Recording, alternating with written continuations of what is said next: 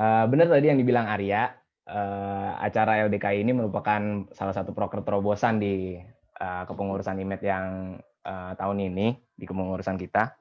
Karena adanya urgensi dari LDKI ini, kita pengen teman-teman BP dan BPH IMED FTUI 2021 bisa punya pemahaman tentang keIKM-annya, nanti akan diisi dari narasumber.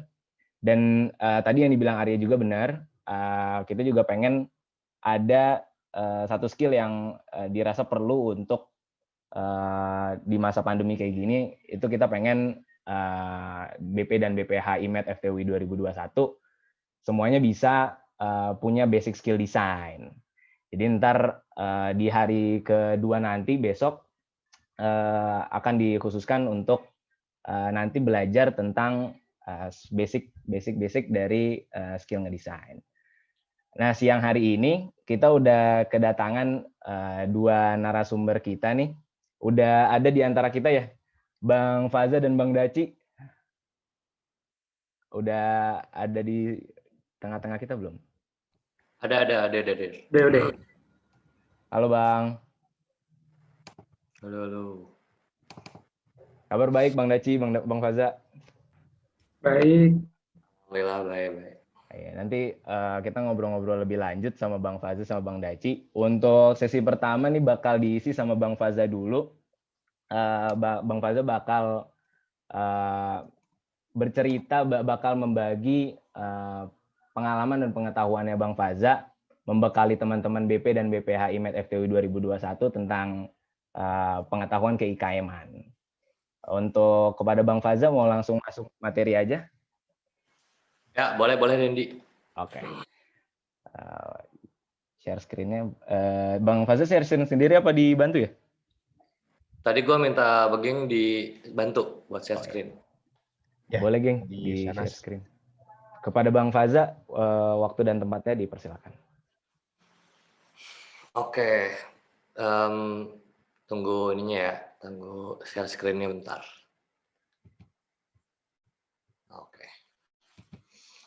Oke, langsung gue buka aja ya. Bismillahirrahmanirrahim. Assalamualaikum warahmatullahi wabarakatuh. Salam sejahtera buat kita semua. Shalom. Om Swastiastu, Namo Buddhaya. Salam kebajikan. Rahayu. Perkenalkan teman-teman, nama gue Faza Rafiki. Biasa dipanggil Faza buat yang belum tahu. Dan gue mahasiswa angkatan 2017 dari Metal, anggota aktif IKM FTUI 2017 juga. Yang pada hari ini gue diminta untuk menyampaikan sebuah materi terkait keIKM-an. Mungkin ini kita sama-sama belajar aja ya. Gue juga nggak sehafal itu lah sama Undang-Undang Dasar IKM FTUI ya, tetap muker. Jadi kalau misalkan gue ada salah, silakan dikoreksi juga nggak apa-apa. Oke, judulnya di sini gue tulis sebuah tempat yang paling dicintai. Kenapa? Karena IKM FTUI menurut gue dari sudut pandang gue pribadi menjadi tempat berkembang dari gua nol, dari gua transisi dari SMA ke masa kuliah sampai gua di titik sekarang. Mungkin langsung next aja. Sebelumnya sedikit kenalan juga tadi, kepribadian gue SFJ, kelahiran Purwakarta 12 Agustus 99. Fun fact dikit ya, intermezzo ya, nama gue ini diambil dari film Lion King, teman-teman. Kalau teman-teman tahu ada Mufasa sama Rafiki nama karakternya. Langsung next aja. Nanti mungkin bisa baca-baca lagi. Oke, untuk track record, kenapa gue menampilkan track record? Karena di sini gue pengen ngeliatin nih bahwa setengahnya lebih itu gue lebih banyak kontribusi dan prestasi itu di IKM FTUI dibandingkan tempat lain. Kayak misalkan untuk kontribusi itu ada 5, ada terus kepanitiaan juga ada 7, baru prestasi juga ada 4 ya ini sebenarnya ya sama yang terakhir mahasiswa berprestasi kepemimpinan. Jadi IKM FTUI kurang lebih ya sangat dekat lah dengan gue selama 4 tahun ini. Next. Oke, presentasi ini gue buka dengan sebuah doktrin terbaik menurut gue selama gue kuliah di FTUI dari gue maba sampai sekarang, membentuk mahasiswa yang berguna bagi agama, bangsa, dan negara. Ini dijadikan sebagai tujuan IKM FTUI, tertulis pada pembukaan tab 9, paragraf ketiga, alinea pertama. Nanti akan gue jelaskan lebih lanjut. Next. Oke. timbullah pertanyaan pertama. Sebenarnya IKM FTUI itu apa dan kenapa sih harus IKM FTUI? Next slide. Banyak dari definisi yang gue ambil dari beberapa sumber. Ada yang bilang wadah perjuangan mahasiswa FTUI dalam menegakkan dharma perguruan tinggi. Ada juga yang bilang tempat mahasiswa mengekspresikan apa yang dia senangi ataupun apa yang dia mau senangi. Terus juga ini definisi yang menurut gue keren banget dari website Teknika, laboratorium terbesar bagi mereka yang mau menggunakannya untuk mencoba mengubah dan menebar. Tapi definisi yang ada di PDPRT itu sendiri adalah satu-satunya wadah perjuangan bersama yang menghimpun kelompok mahasiswa FTUI dalam satu ikatan, satu sikap moral. Nanti akan gue jelaskan lebih lanjut di belakang. Next. Oke, sebelum gue mulai, gue pengen coba teman-teman 2020 sama mungkin BPH-BPH-nya juga sambil dibuka nih tab muker 9 dari IKM FTUI. Coba nanti diketik aja di browsernya bit.ly/tabmuker huruf besar semua, baru pilih folder Google Drive yang hasil muker 9. Terus dibuka PDF-nya. Oke, lanjut. Oke, kita nggak enak ya bicara sebuah negara tanpa bicara sebuah sejarahnya. Jadi seperti yang kita tahu juga di PDPRT tertulis bahwa IKM FTUI itu dibentuk di Tugu, Puncak, Jawa Barat pada 15 September 1971. Ini gue fotonya ngambil dari Google, gue nggak nemu nih foto yang 1971, jadi gue nemu yang 89 ya. Mungkin ini muker kedua atau muker pertama, gue juga belum terlalu mendalami. Tapi cerita turun-temurun yang gue dapat tentang sejarah IKM FTUI itu adalah, karena kan FTUI ya, bukan IKM FTUI. FTUI itu dibuat 1964 ya, 17 Juli, di mana mahasiswa-mahasiswa pada 1971 pada saat itu merasa kita berlembaganya masing-masing nih, kayak nggak punya arah dan tujuan bersama. Kenapa sih akhirnya kita nggak membuat satu tujuan bareng-bareng dari FTUI untuk bisa bermanfaat bagi banyak orang gitu. Yang pada akhirnya dibuatlah di Tugu Puncak pada 15 September 1971. Jadi berawal dari keresahan kenapa semua organisasi ini bergerak secara masing-masing. Next. Oke, balik lagi ke definisinya. Di sini tertulis di Peraturan Dasar IKM FTUI bab 1 pasal 2, di mana dia tertulis satu-satunya wadah perjuangan bersama yang menghimpun kelompok mahasiswa FTUI dalam satu ikatan dan satu sikap moral. Di sini gue meng-highlight kata-kata yang menurut gue inti dari IKM FTUI itu sendiri adalah wadah perjuangan bersama, di mana dari apa yang udah gue bilang tadi, berdasarkan keresahan kita tuh jalan sendiri-sendiri dan lain hal sebagainya, akhirnya dibuatlah IKM FTUI ini sebagai wadah perjuangan bersama, menghimpun sebuah kelompok mahasiswa, which is organisasi dan juga lembaga, dalam satu ikatan dan satu sikap moral. Yang pada akhirnya nanti kita bisa memberikan sikap bersama, perjuangan bersama, dan lain hal sebagainya. Definisi perjuangan pun luas banget ya, tapi kalau bagi diri gue sendiri, dari sudut pandang gue sendiri, perjuangan itu lebih ke gimana caranya kita bisa bermanfaat untuk Indonesia. Kalau yang selama ini gue tekuni adalah itu. Next. Oke, sekarang ini identitas. Sebenarnya ini materinya mirip IKM Knowledge ya, kalau teman-teman ikut IKM Knowledge waktu pas menuju IKM aktif. Jadi identitasnya ada Mars, ada yel-yel, ada bendera IKM FTUI seperti yang juga di PDP di Peraturan Dasar IKM FTUI bab 4 pasal 11. Langsung next saja. Oke, ini Mars dan yel-yelnya gue nggak perlu nyanyiin ya, mungkin teman-teman juga udah pernah denger lah. Dan ini kalau teman-teman tahu, jadi nyanyiin Mars sama yel itu sebenarnya tangannya, salah satu tangan yang mau tangan kiri atau tangan kanan itu harus di atas. Itu memang udah tertulis juga di Peraturan Rumah Tangga IKM FTUI bab 4 pasal 11. Ya jadi emang ada aturannya untuk menyanyikan Mars dan yel-yel juga gitu. Even kita online harusnya kita tetap kayak gini nyanyinya gitu dan tetap berdiri. Oke, langsung next saja. Nah, ini untuk bendera IKM FTUI, mungkin teman-teman beberapa ada yang udah lihat, beberapa ada yang belum. Biasanya ini dibawa pada saat kita supporteran di tingkat UI. Di situ juga di PRT IKM FTUI bab 4 pasal 11 itu dia ditulis juga kode warna birunya apa, benderanya ukurannya berapa, makara kuning di tengah, terus ada font dari IKM FTUI-nya apa, bertuliskan apa, warna apa, dan hal sebagainya. Itu udah tertulis juga di PRT. Langsung next aja. Oke, ini gue nggak usah gue bacain, silahkan dibaca sendiri aja. Jadi tadi kan gue udah ngejelasin tujuan, ada juga definisi, ada juga identitas dan lain hal sebagainya. Baru ini adalah usaha. Jadi kalau yang gue tangkap, usaha itu adalah misi dari IKM FTUI gitu. Karena kan IKM FTUI seperti yang kita tahu ya, IKM FTUI itu adalah negara kesatuan yang menganut trias politika. Dan tentunya di sebuah negara juga pasti ada visi dan misi di sebuah negara tersebut kan untuk menjadi negara yang bagus dari sudut pandang rakyat di negara tersebut. Nah, usaha ini kalau yang gue tangkap adalah dia sebagai misi dari IKM FTUI untuk mencapai tujuan si IKM FTUI itu sendiri. Yang tadi gue bilang, membentuk mahasiswa yang berguna bagi agama, bangsa, dan negara. Jadi misi-misinya di sini kayak kehidupan mahasiswa yang progresif, dinamis, madani, kualitas pendidikan, dan lain hal sebagainya. Nanti mungkin teman-teman bisa baca sendiri di Peraturan Dasar IKM FTUI bab 3 pasal 10. Nah, mungkin kalau teman-teman masih bingung nih kayak ini keterkaitannya apa sih antara tujuan, usaha, bla bla bla bla bla dan lain hal sebagainya, gue jelasin di next slide, geng. Oke, jadi semuanya ini nanti mengacu ke satu arah, yaitu ke program kerjanya itu sendiri. Program kerja yang telah dibuat nih oleh IMED, program kerja yang kita hari ini laksanakan, program kerja BEM, program kerja BO, BSO, BOK, KPD, dan lain hal sebagainya, itu ada alur berpikir untuk membuat program kerja gitu. Jadi kita nggak asal, kita pengen bikin program kerja LDKI ini nggak asal kita langsung buat aja gitu, tapi ada alur berpikirnya kenapa akhirnya kita bisa mencapai program kerja ini gitu. Yang tadi gue bilang ya, tadi gue nggak ngejelasin kode etik, jadi kode etik itu ada juga dia aturan-aturan itu lebih kayak Pancasila ya, Pancasilanya IKM FTUI sebagai border untuk membuat sesuatu, baru nantinya di paling atas tentunya visi atau mimpi kita, tujuan IKM FTUI, baru ada usaha, baru ada strategi GBHI, garis besar haluan IKM, ini kayak GBHN Indonesia, baru GBHI karena terlalu general, diturunkan lebih teknis lagi menjadi GOPK, dia baru nanti define dari program kerja yang ada di IKM FTUI, ada GPKD, penyesuaian kebutuhan namanya RIP. Yang intinya nanti ada diukur ketercapaiannya di IKG. Gue nggak jelasin secara cepat aja, mungkin takutnya nggak terlalu nangkep juga.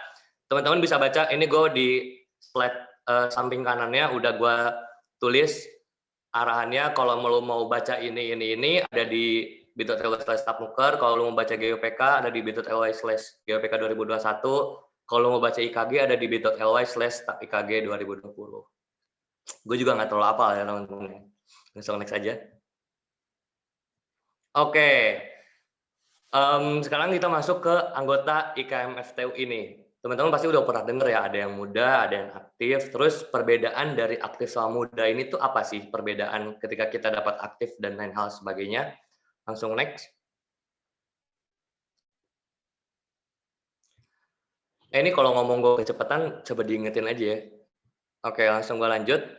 Keanggotaan muda, jadi ada dua ya, ada muda, ada aktif. Keanggotaan muda itu dia yang emang udah menjadi mahasiswa di FTUI dan terdaftar di FTUI, meliputi S1 reguler, S1 paralel, S1 paralel ekstensi, dan S1 program internasional. Ini sebenarnya cukup menarik ya di FTUI itu, di mana S1 paralel ekstensi itu kita masukin juga ke anggota muda dan juga bisa masuk ke anggota aktif. Pada saat tahun 2018, ingat gue, Pemira 2018, itu dia project officer-nya dari S1 paralel ekstensi. Kan ekstensi kan dia dari maba di univ yang lain kan. Biasanya dia D3 atau D4 dulu, kemudian dia ngambil S1 di UI. Nah, S1 paralel ekstensi ini dia bisa menjadi anggota aktif ketika dia mengikuti pembinaan yang teman-teman juga udah pernah ikut, yaitu Mabim. Nah, biasanya pertanyaan nih, S2 sama S3 itu termasuk nggak sih Bang untuk anggota muda gitu?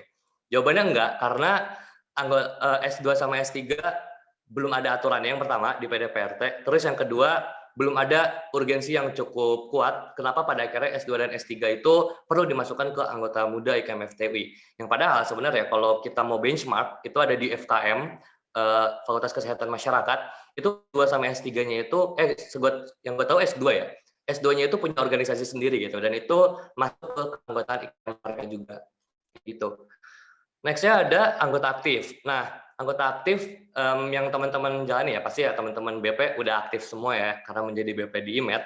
Dia anggota muda yang udah lulus proses Mabim yang kita laksanakan di agak-agak akhir tahun 2020 kemarin ya. Dan ditetapkan dan disahkan oleh MPM FTUI dan lain hal sebagainya. Terus pasti kan pada bertanya kan, kenapa sih kalau misalkan nggak lulus proses pembinaan nanti dia bakal jadi apa Bang? Tetap anggotanya bakal jadi muda, dan apakah kalau yang masih muda bisa jadi aktif lagi Bang? Itu bisa, karena SOP tahap 2 itu kan dibuka tiap tahun kan, di kisaran bulan Februari sampai Maret, biasanya bakal dibuka SOP tahap 2 bagi siapapun anggota muda yang mau menjadi anggota aktif. Mungkin teman-teman kayak pernah dengar anggota teknik 2017 anggota aktif IKM FTWI 2018 atau enggak teknik 2017 anggota aktif IKM FTWI 2019, yang biasanya berarti dia mahasiswa 17 yang mengikuti SOP tahap 2 di tahun di mana dia dapat anggota IKM aktif. Kayak gitu. Langsung next aja. Oke, di sini poin perbedaannya ada pada hak dan juga kewajiban dari anggota aktif dan juga anggota muda. Teman-teman bisa baca sendiri juga, sebenarnya ini yang cukup normatif ya, kayak tidak mengamalkan landasan-landasan peraturan dan ketentuan dalam IKM FTUI, menjaga ikut serta, menjunjung tinggi nama baik alma mater. Ada juga ini membayar iuran dan juga berperan aktif minimal satu kegiatan bermanfaat bagi IKM FTUI yang mungkin bisa dibilang kepanitiaan atau organisasi dan lain hal sebagainya. Terus anggota muda kewajibannya sama kayak anggota aktif kecuali membayar iuran anggota dan juga mengikuti kepanitiaan atau organisasi. Nah, kan mungkin teman-teman bingung ya, ini apakah gua harus bayar uang kas ke IKM FTUI karena membayar iuran dan lain sebagainya? Jawabannya enggak. Jadi membayar iuran yang pada akhirnya telah dibuat itu, seluruh anggota IKM aktif FTUI itu wajib membeli badge IKM FTUI. Mungkin teman-teman sering lihat, pernah lihat di IG MPM ya, biasanya open PO untuk badge IKM FTUI. Silakan dibeli aja, yang nantinya juga bisa dipasang sama teman-teman sebagai patch di Jakun UI kayak gitu. Jadi nggak serta-merta cuma bayar uang kas, tapi bayar sekali itu aja, itu teman-teman udah termasuk membayar iuran. Jadi buat yang belum beli ya teman-teman ya, tolong dibeli untuk menjalankan kewajiban sebagai anggota aktif ya. Gitu. Next. Oke, setelah kita melaksanakan kewajiban, kita pasti bakal mempertanyakan hak apa sih yang kita dapat. Kurang lebih juga sama, aktif dan muda mendapatkan pelayanan, mengeluarkan pendapat, memilih dan dipilih, membela diri atau dibela, melakukan tuntutan, dan juga berpartisipasi dalam kegiatan IKM FTUI. Tapi seperti yang tadi disebut, pasti ada perbedaan ya. Anggota muda memiliki hak yang sama kecuali hak untuk dipilih. Berarti dia nggak bisa untuk ikut misalkan menjadi anggota fraksi metal, atau enggak menjadi ketua IMET, atau enggak menjadi ketua BEM dan lain hal sebagainya, karena dia nggak memiliki hak untuk dipilih.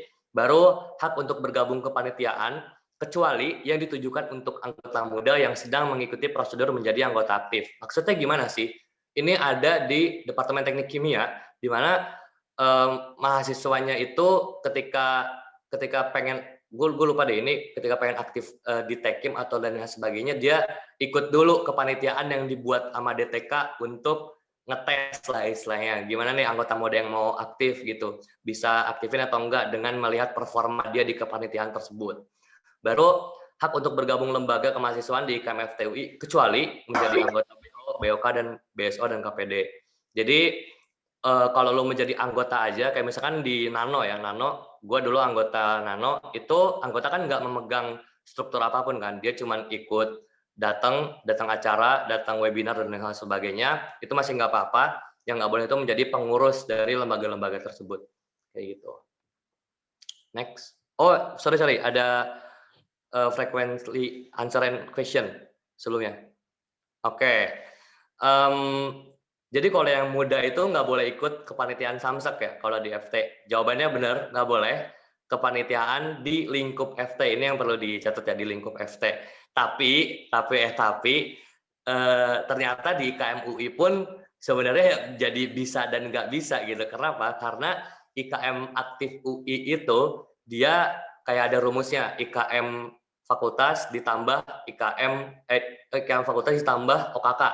Jadi kalau lu lolos OKK-nya, tapi IKM fakultas yang nggak aktif, lu tetap bakal nggak bisa untuk ikut di tingkat UI gitu. Dia mau nggak mau harus aktif dua-duanya kalau lu mau berkontribusi di UI kayak gitu, ataupun di FT. Next. Oke, lembaga-lembaga nih, kita masuk ke lembaga-lembaga ya. Dan IMET tuh sebenarnya masuknya kemana sih di tata urutan lembaga yang ada di IKM FTUI ini? Next. Nah, ini mungkin teman-teman udah pernah lihat ya, bagan lembaga ini, ada MPM sebagai lembaga komando tertinggi yang ada di KMFTUI, ada BO dan BOK, ada BEM juga sebagai badan koordinator eksekutif tertinggi yang ada di KMFTUI, kemudian ada BSO, UMD dan IMPI, dan juga KPD. Nanti sebelum lanjut nih, gue pengen nanya dulu nih, silakan jawab di chat aja buat angkatan 2020. Ada yang tahu nggak jumlah seluruh lembaga terdaftar di KMFTUI? Jawab angka aja di chat. Gue tunggu 30 detik lah. Ada yang mau jawab? Kalau ada yang benar langsung gue lanjut. Dijawab angka aja. Ada berapa lembaga di KMFTUI yang terdaftar? 27, oke. Ada lagi? 8, oke. Nah, ini ada yang bener nih. Timothy Bentito. Oke, di mana? Oke, thank you ya semuanya jawabannya. Di mana lembaga di KMFTUI itu ada 26, teman-teman. Satu lembaga yang memegang legislatif dan yudikatif, dan 25 lembaga yang memegang fungsi eksekutif. Karena tadi gue bilang ya, KMFTUI itu adalah sebuah negara kesatuan yang menganut Trias Politika. Jadi ada yang memegang yudikatif, legislatif, dan eksekutif. Kayak gitu. Next. Oke, ini tadi gue bilang, legislatif dan yudikatif untuk sekarang dipegang oleh MPMFTUI sendiri, dan untuk eksekutif dipegang oleh BEM, BO, BOK, BSO, IMD, IMPI, dan KPD. IMED pastinya ada di IMD, Ikatan Mahasiswa Departemen, di tingkat departemen, setara dengan IMPI ya, Ikatan Mahasiswa Program Internasional. Jadi, untuk BO sendiri, seingat gue tuh jumlahnya ada 4 atau 5, gue lupa ya. BOK ada 3, BSO ada 1, IMD ada 7, IMPI ada 1, KPD ada 7. Next. Nah, ini dia lembaga dan komunitas ya. Gue tambah di sini komunitas ya, karena ada komunitas ini jadi lembaga yang emang belum terdaftar di KMFTUI, tapi dia secara fisikal itu ada gitu. Nanti gue bilang BO ada 5 yang bisa teman-teman ikutin sebagai anggota aktif. Ada Kapatis, Teknika, IKOP, BKST, baru badan semi otonom ada NetIC, Badan Otonom Keagamaan, Fusi KMK sama PO, KPD di tiap departemen bisa dibaca sendiri. Untuk di metal ada Nano. Lalu untuk komunitas, ini di metal yang gue bilang ya, itu ada NAIS SCUI sama GPTech ya yang baru di tahun 2021 ini. Untuk NAIS sendiri dia lebih ke core competence korosi, sedangkan untuk GPTech sendiri lebih ke core competence-nya adalah polimer. Dan setahu gue ya, intermezzo sedikit, di tahun 2022 sepertinya NAIS sama GPTech bakalan mengajukan untuk menjadi KPD di IKMFTUI gitu, menjadi lembaga di IKMFTUI. Jadi bisa ditunggu aja biar nanti komunitas ini bisa ikut lah ke dalam negara IKMFTUI gitu. Next. Oke.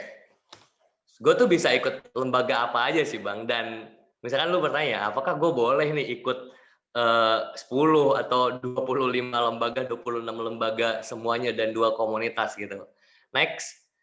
Jawabannya sebenarnya boleh teman-teman. Semua lembaga itu bisa diikutin sama teman-teman asalkan teman-teman memiliki status anggota aktif dan sesuai dengan peraturan yang ada di KPD-nya. Karena beberapa KPD kayak yang gue tahu mungkin di Aero atau di HTW itu pengurus si KPD-nya itu kalau bisa dari mesin, setahu gue ya, kalau bisa dari mesin dan juga dari perkapalan gitu. Boleh diikutin semua lembaga. Kalau emang teman-teman kuat misalkan untuk ngikutin 10, 15 lembaga dan sebagainya, itu nggak apa-apa gitu. Silakan diikutin sebanyak-banyaknya aja karena banyak banget ranah berkembang buat teman-teman sebenarnya di KMFTUI kayak gitu. Oke, next. Oke, sekian aja presentasi dari gue. Gue tutup dengan sebuah quotes yang gue dengar banget dari maba. Jadi ada yang bilang waktu itu salah satu senior, teknik itu besar bukan karena namanya, tapi teknik itu besar karena orang-orang yang ada di dalamnya. Itu aja mungkin dari gue, thank you banget atas waktunya, dan gue kembalikan lagi ke MC. Wassalamualaikum warahmatullahi wabarakatuh. Om Swastiastu. Itu aja dari gue, makasih. Waalaikumsalam. Terima kasih Bang Faza atas materi ke-IKM-annya nih, menurut gue insightful banget. Quotes penutup terakhirnya tadi familiar banget ya Bang ya. familiar banget itu. Gue yakin teman-teman dari BP dan BPH-nya juga pasti sering lah ngedengar kalimat yang dipakai Bang Faza terakhir tadi. Gue udah punya banyak pertanyaan sebenarnya terkait pengalaman dan track record Bang Faza juga dan tentang ke-IKM-an yang udah disampaikan Bang Faza tadi. Tapi ada baiknya gambaran umum yang udah dikasih dari Bang Faza tentang opsi-opsi yang ada di IKM FTUI ini, kita sambung ke materinya Bang Daci tentang membangun mimpi dan membangun karir di selama di dalam IKM FTUI ini. Halo Bang Daci. Ya, halo. Iya, mau langsung materi aja ya Bang ya? Kita masuk ke materi selanjutnya. Boleh. Oke, ini udah dibantu share screen. Buat Bang Daci, waktu dan tempatnya dipersilakan. Oke, udah ya. Suara gue masuk kan nih? Masuk Bang. Oke, jadi makasih buat Andi sama buat Timet udah ngasih kesempatan gue buat sharing. Makasih juga Faza tadi udah ngejelasin runyam-runyamnya PDPRT, IKM-FTW lah segala macam. Oke. Jadi buat kesempatan kali ini gue bakal sharing sedikit nih tentang pengalaman gue yang hubungannya tuh ke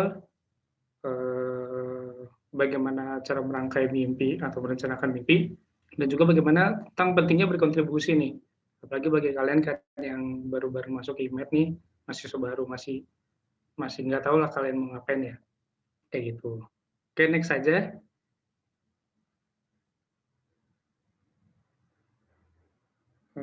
Oke, kenalin, nama gue Ivan Batro Daci, bisa dipanggil Daci, bisa dipanggil Daci. Gue Teknik Metalurgi dan Material, angkatan 2016. Next aja deh. Gue baru lulus 2020 kemarin. Oke, ini ada beberapa pengalaman pribadi gue ya selama gue ada di FTUI. Sebenarnya masih lebih banyak lagi, cuman gue ngambil highlight-highlightnya aja di setiap tahunnya. Di mana 2017 gue pernah jadi PW Arjuna Teknik Olahraga, di 2018 gue pernah jadi Kabit Minors, 19 gue pernah jadi Korbit Kresma, dan di tahun 2020 gue pernah jadi asisten laboratorium meteorologi proses DTMM UI. Oke, next.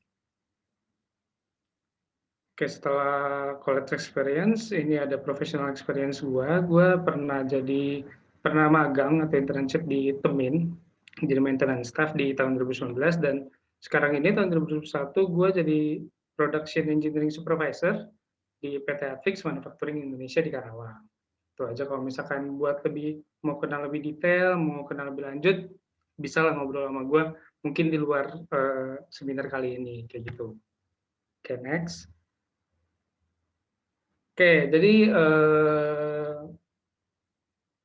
dua hal yang bakal diomongin pada hari ini tuh tentang pentingnya berkontribusi dan bagaimana cara kita merancang mimpi. Karena dua hal ini saling berkaitan dan ini penting banget nih buat kalian sebagai mahasiswa baru. Karena ini bisa jadi guidance kalian lah, sebagai panduan kalian dalam menjalankan 4 tahun yang mungkin bisa lama, bisa cepat buat kalian gitu di IKM FTUI. Oke, lanjut. Oke, jadi gue disclaimer dikit. Jadi semua yang ada yang akan gue jelasin, yang akan gue sharing itu berdasarkan pengalaman pribadi, nggak berdasarkan teori-teori apa, nggak berdasarkan buku atau referensi apa, berdasarkan pengalaman pribadi. Jadi jangan dijadiin kitab atau jangan dijadiin ini saklek pasti benar gitu, enggak. Jadi bisa lah ini dijadiin tambahan tambahan cerita lah ketika kalian menjalani kehidupan kalian di masa kampus. Oke, next. Oke, jadi kita ngomongin kontribusi ya. Apa sih kontribusi itu? Kalau misalnya kalian melihat di KBBI, kontribusi itu kan uang iuran, sumbangan. Tapi itu dalam konteks yang general, kayak gitu. Dan dalam konteks kemahasiswaan, konteks yang buat kalian ini tuh Ini definisi pribadi gue ya, yaitu peran seseorang untuk memberikan nilai tambah terhadap suatu hal. Suatu hal ini bisa dalam bentuk, suatu hal ini kalau dalam konteksnya itu di lembaga kalian lah, entah kalian di IMED, atau entah kalian di BEM, di Nano, ataupun di lembaga-lembaga lainnya, ataupun kepanitiaan, ataupun hal-hal lainnya, kayak gitu. Dan bagaimana caranya itu bisa lewat partisipasi, bisa lewat materi, pemikiran, jasa, dan lain sebagainya.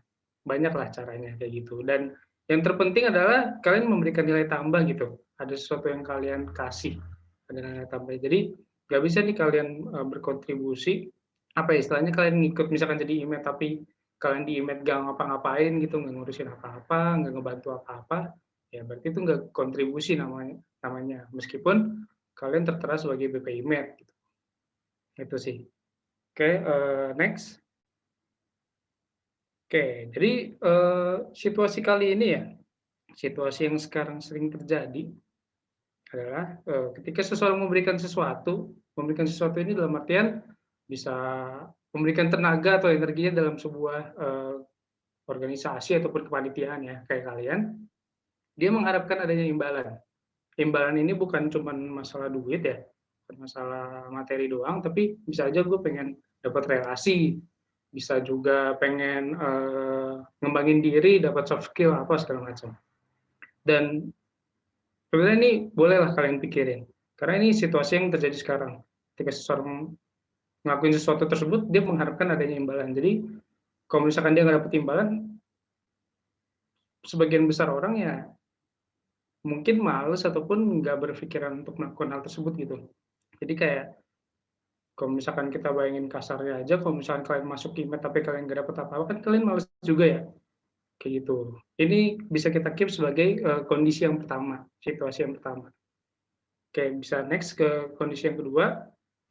Oke, jadi kalau kondisi yang pertama itu mendapatkan imbalan ketika melakukan sesuatu, ada kondisi kedua nih. Ini gue ngambilnya dari sebuah film. Filmnya itu judulnya Pay It Forward, di film tahun 2000. Jadi itu berkisah tentang seorang anak yang bernama Trevor. Dia pas ditanya sama gurunya, ditanya mimpinya apa, tujuannya apa, dia pengen dunia itu jauh lebih baik lagi. Gimana caranya? Dengan konsep pay it forward. Jadi ketika yang konsep pertama tadi pay it backward, jadi ketika gue ngasih sesuatu terus gue dapat imbalan, di konsep yang kedua ini pay it forward, ketika gue ngasih sesuatu, gue tuh emang pengen ngebantu, dan harapannya orang yang gue bantu akan ngebantu orang lagi yang lainnya, dan yang lainnya lagi. Dan konsepnya itu seperti multi level marketing lah, MLM. Jadi ketika gue udah gerak satu kebaikan atau ngebantu suatu organisasi atau suatu kepanitiaan, harapannya misalkan gue di IMED nih, ngebantu IMED, terus di IMED-nya bisa ngebantu orang banyak nih, bisa ngebantu mahasiswa-mahasiswanya dapat pelayanan, dapat pembinaan, dan mahasiswa-mahasiswa ini bisa dapat pelayanan tersebut dan bisa ngasih sesuatu lagi lah ke lingkungan lainnya. Ini konsep yang kedua. Jadi ada dua konsep nih.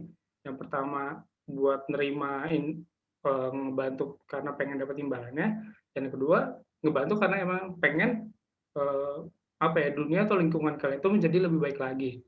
Ngebantu ini ngasih energi atau tenaga kalian dalam bentuk dalam kepanitiaan ataupun organisasi kayak gitu. Bisa di next. Jadi itu tadi ada dua konsep tadi, yang A dan yang B. Jadi pertanyaannya sekarang, kenapa sih kalian masuk IMED? Kayak gitu. Apakah yang karena A atau karena yang B? Mungkin teman-teman yang lagi merhatiin atau lagi apa, boleh nih tulis di kolom komen ya. Di komen kalian tuh masuk IMED tuh jujur aja, karena A atau karena B. Dapat imbalan ini karena pengen dapat soft skill, ngembangin diri, relasi, atau karena B pengen ngebantu nih, bantu emang beneran ngembangin IMED-nya, mau bantu ngelayanin anak-anak metal kayak gitu. Mungkin boleh nih teman-teman ngetik di komennya, kalian tuh masuk IMED karena A atau B. Nggak ada yang ini nih.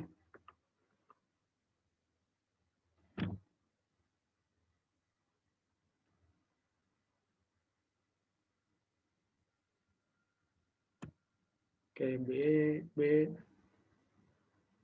Aduh, ini mulia semua ya, benar-benar pengen ngebantu ya.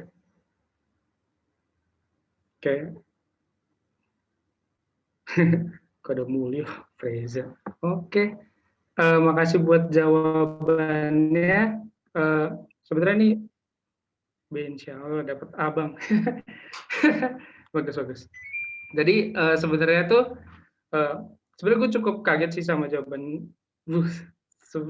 kalian, karena mungkin sebagian besar orang sih akan lebih memilih A ya, buat dapetin sesuatu, dapetin relasi, dapetin soft skill, dapetin pengembangan diri segala macam. Cuman kalian memilih B, beberapa dari kalian memilih B, sebenarnya bagus juga. Cuman bukan berarti A itu lebih buruk, bukan berarti B itu lebih baik. Jadi dua-duanya itu baik. Dua-duanya itu coba aja kalian bayangin, kalian misalkan ngebantu IMET tapi kalian cuma capek doang, nggak dapet apa-apa, kan apa ya, ntar juga kalian pas di akhir kepengurusan kalau misalnya seperti itu, ntar kalian sakit hati juga, capek hati juga, kayak gitu loh. Jadi sebenarnya emang harus balance nih, karena emang beneran pengen ngebantu dan juga kalian pengen dapetin sesuatu kayak gitu. Jadi kalau ditanya balik lagi nih, kenapa sih berkontribusi itu penting? Ya jawabannya dua ini. Yang pertama tuh dapetin imbalan tersebut dalam bentuk apapun itu, materi, soft skill, relasi, dan segala macamnya. Dan yang kedua, dan yang ini nggak boleh lupa sih, yaitu untuk membuat seseorang yang kita bantu ataupun organisasi atau panitia yang kita bantu menjadi jauh lebih baik lagi kayak gitu dalam melaksanakan pelayanannya ataupun kegiatannya. Seperti itu sih. Oke, jadi coba next. Nah, jadi ini ada hal yang penting tadi yang udah bilang, bukan berarti dengan konsep A kalian gak mau ngebantuin orang, dan bukan berarti juga dengan konsep B kalian nggak pengen dapet imbalan gitu. Tapi hal ini yang yang menentukan mindset kalian, yang menentukan kalian tuh ingin berpikir seperti apa, kayak gitu. Contoh tadi dengan konsep yang A, gue pengen membantu untuk mendapatkan imbalan. Berarti ketika gue nggak dapet imbalan, gue akan berhenti nih buat ngebantu. Misalkan gue ngerasa di IMET, aduh gue nggak dapet apa-apa lagi nih, ya gue berhenti aja lah, gue nggak usah ngerjain lagi, kayak gitu. Siapa tahu bisa kayak gitu. Atau dengan yang konsep yang B, gue udah capek-capek bantu orangnya malah bilang nggak usah dibantuin, nggak butuh bantuan kita, nggak butuh pelayanan IMET segala macam. Ya kita juga kan kehilangan arah juga ya. Jadi kita berhenti juga. Jadi ini mindset yang terjadi untuk menentukan kapan kita berhenti gitu. Kapan kita berhenti untuk melakukan sesuatu. Kapan kita berhenti untuk berkontribusi. Jadi ini penting, dan keduanya baik, dua-duanya sama-sama baik, nggak ada yang lebih baik, nggak ada yang lebih buruk. Tapi menurut gue ini harus balance sih, harus balance, dan mungkin setiap orang punya kecenderungannya masing-masing ya, akan ke konsep yang A atau ke konsep yang B, dan pada situasi yang berbeda-beda pun bisa menggunakan konsep yang berbeda kayak gitu. Cuman ketika kalian bingung untuk memilihnya, menentukannya, itulah kenapa penting memiliki sebuah tujuan ataupun sebuah arah. Ini nyambung ke bahasan yang selanjutnya. Next.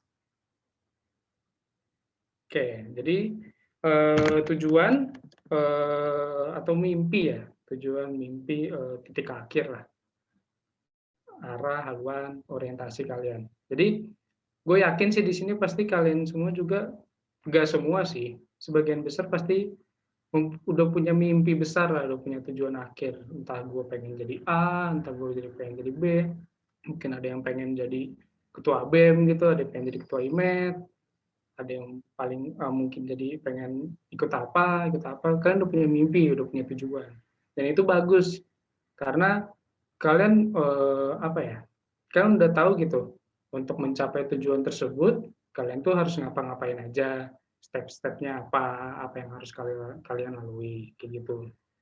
Next. Nah, cuman masalahnya kalau misalnya kalian nggak punya tujuan akhir atau nggak punya mimpi, mungkin sebagian kecil lainnya atau sebagian besar lainnya lagi yang nggak punya mimpi, kalian tuh mau kemana, kalian tuh mau ngapain gitu. kebayang nggak sih kalian kayak apa ya? Bahkan lebih gampang buat ngelarin puzzle labirin gitu, misalkan di dalam labirin, karena udah jelas gitu tujuan akhirnya adalah start masuk ke labirin, finish keluar di labirin. Akan lebih mudah daripada kalian di tengah, misalkan di padang rumput yang luas, tapi kalian nggak tahu nih tujuannya mau kemana. Kalian bingung kalian mau ngapain, mau ke arah mana juga nggak tahu, bingung. Hasilnya apa? Kalian bisa stuck di tempat yang situ-situ aja. Apa ya? Nggak bisa banyak berprogres ataupun ngelakuin sesuatu karena kalian nggak ada arahnya, nggak ada tujuannya kayak gitu. Dan ini sesuatu yang terjadi nih di sebagian banyak orang, di mana banyak orang nih nggak punya mimpi ataupun nggak punya tujuan, dan apa ya, itu bisa menghasilkan apa ya sebutannya, quarter life crisis gitu.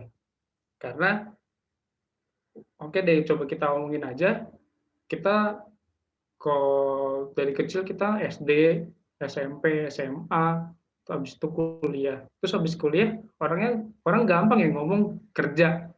Cuman kerjanya itu kan sesuatu bidang yang luas banget ya. Kan mau kerja di mana, kerja apa, kantoran atau pabrik atau lapangan, atau kalian mau buka usaha apa, atau kalian mau kuliah, mau belajar lagi, sekolah lagi segala macam.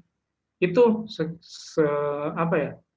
Selama kalian dari SD sampai kuliah kalian sudah punya apa ya, kerangkanya yang udah dari turun temurun ada, tapi ketika kalian kalian habis lulus nih, kalian bingung nih mau ngapain.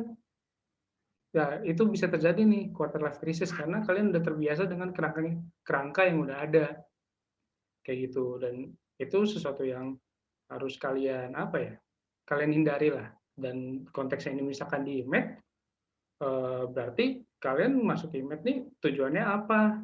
Tujuan akhirnya apa? Kalian pengen dapat apa? Jangan cuma ngikutin arus, dan cuman apa ya, ngikut-ngikut doang, atau karena disuruh, atau karena teman-teman juga pada ikut, tapi tanpa tujuan akhir.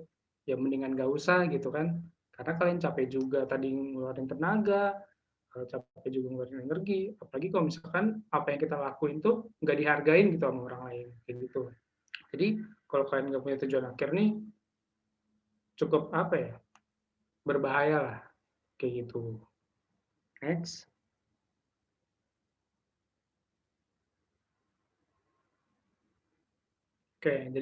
Oke, ini satu hal yang harus kalian mengerti juga. Jangan pukul rata standar mimpi ataupun kebahagiaan seseorang. Standar mimpi, misalkan ada yang tadi gue bilang, misalkan ada yang punya mimpinya jadi ketua BEM gitu, terus ada satu orang lagi mimpi pengen jadi BPH doang, BPH IMED gitu. Terus lu yang ketua BEM ngetawain gitu, lu mimpi rendah amat kayak gitu, nggak bisa kayak gitu. Itu misalkan dalam konteks yang kecil ya, dalam konteks yang sederhana. Kalau misalkan dalam konteks yang jauh lebih besar, misalkan ada orang nih mau mimpi kayak pengen jadi pengusaha besar yang terkenal di se-Asia Tenggara gitu. Ada satu orang kayak gitu.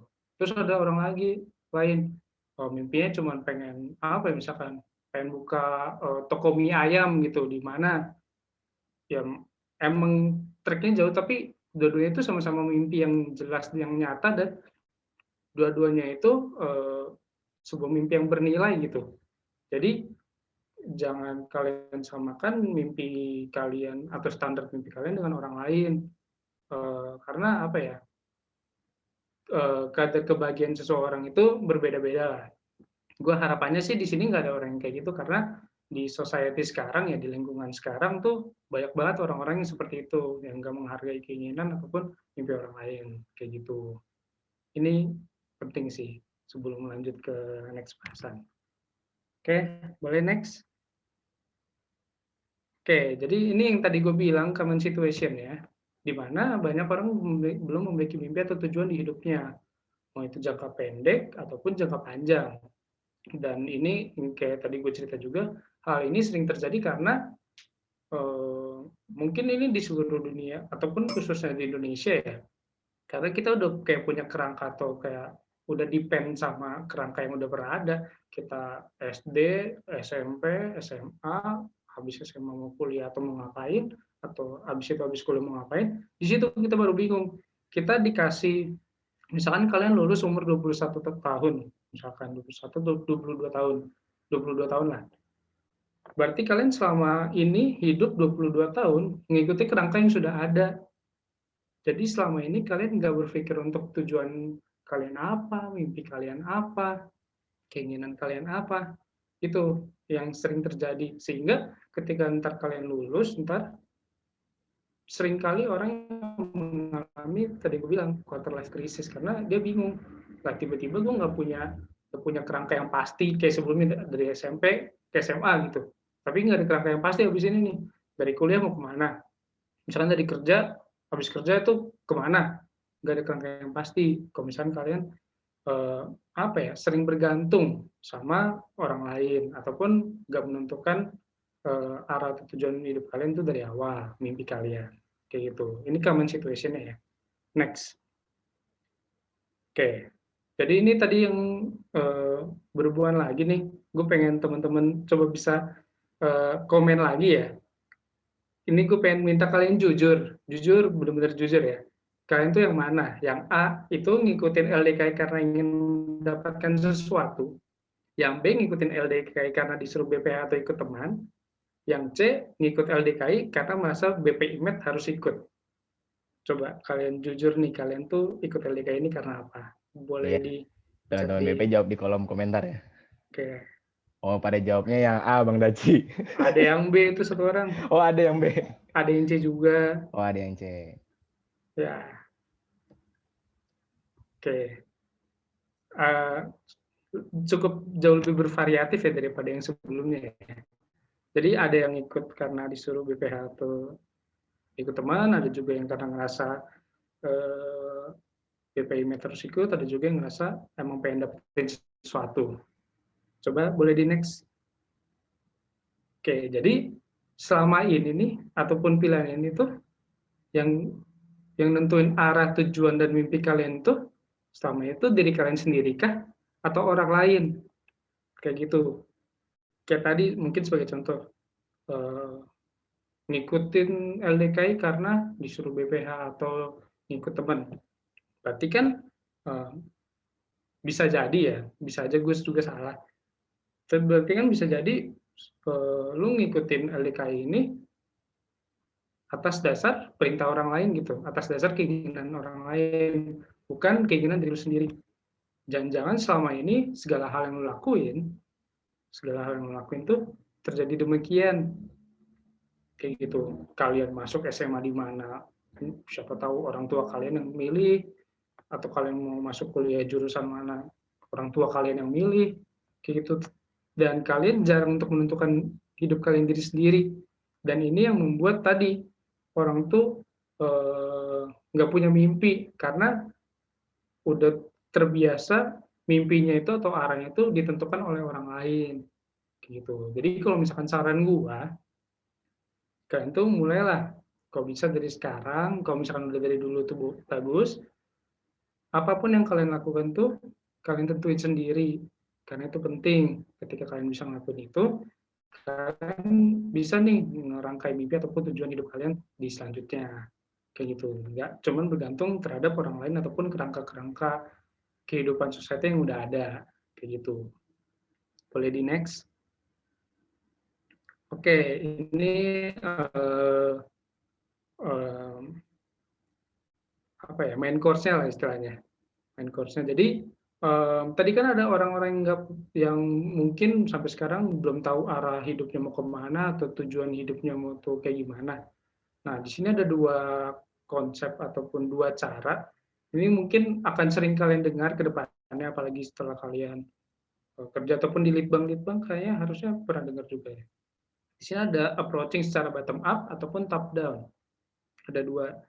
Dan bagi kalian yang misalkan belum tahu arah tujuan kalian tuh hidup tuh mau kayak gimana, atau mimpi kalian gimana, ataupun di teknik sendiri deh, 4 tahun kalian bingung kalian mau ngapain aja, kalian bisa mulai dengan approaching yang bottom up, dari bawah ke atas. Bagaimana caranya? Yaitu kalian dimulai dari mimpi atau pencapaian jangka pendek dulu, lalu dikembangkan hingga meraih mimpi atau pencapaian yang jauh lebih besar. Sebagai contoh, misalkan eh, kalian nggak punya nih grand design mimpi kalian mau ngapain, tapi kalian misalkan ada anak yang suka mata kuliah A, karena dia suka mata kuliah A, terus dia mikir karena gue suka, oke lah, bisa gue kembangin nih kesukaan gue, bisa nih next ke selanjutnya yaitu apa namanya, mungkin bisa jadi asisten dosen di mata kuliah tersebut. Terus makin senang lagi, bisa lagi meningkat menjadi ngikutin lomba ataupun mendapatkan prestasi gitu dari mata kuliah tersebut. Ataupun nanti bisa lebih berkembangnya lagi, next-nya lagi itu adalah bekerja di bidang itu ataupun lebih besar lagi jadi pengusaha gitu di bidang tersebut. Itu bisa. Jadi dari yang lebih pendek dulu, ntar pelan-pelan kalian nemuin hal baru, jadi main goals kalian. Atau bisa juga misalkan kalian suka musik nih, kalian suka musik, terus kalian pengen dikembangin, terus kalian suka nonton konser habis itu, terus kalian ngeliatin orang-orang yang ingin konser seru nih, yang ngurusin konser, panitia ini, terus kalian terjun jadi panitia, terus kalian senang gitu jadi terjun panitia, itu kan achievement baru ya. Lalu setelah itu kalian baru nemu nih mimpi kalian, oh iya nih, gue pengen jadi EO aja, gue pengen jadi event organizer, gitu kan bisa juga ya. Jadi bagi kalian yang apa ya, belum punya mimpi secara besar ataupun bingung kalian mimpinya apa, tujuannya apa, kalian bisa mulai dengan bottom up ini, dengan approaching dari yang terdekat hingga yang jauh lebih besar nantinya, kayak gitu. Itu yang bottom up. Lalu yang top down ini gampang banget, dan ini apa ya, bagi orang-orang yang sudah mempunyai mimpi besar. Jadi kalian punya mind goals, dan bagaimana nih caranya kalian mencapai mind goals kalian tersebut. How, dan how, kayak gitu. Misalkan kalian pengen jadi apa ya? Misalkan kalian pengen punya franchise sushi yang terbesar di Asia Tenggara gitu. Terbesar di Asia Tenggara gitu, sushi ataupun makanan lainnya gitu. Berarti gimana cara untuk mencapai yang goal yang sebesar itu? Berarti kalian harus sebelumnya itu berarti kalian harus punya ilmu nih di bidang bisnis.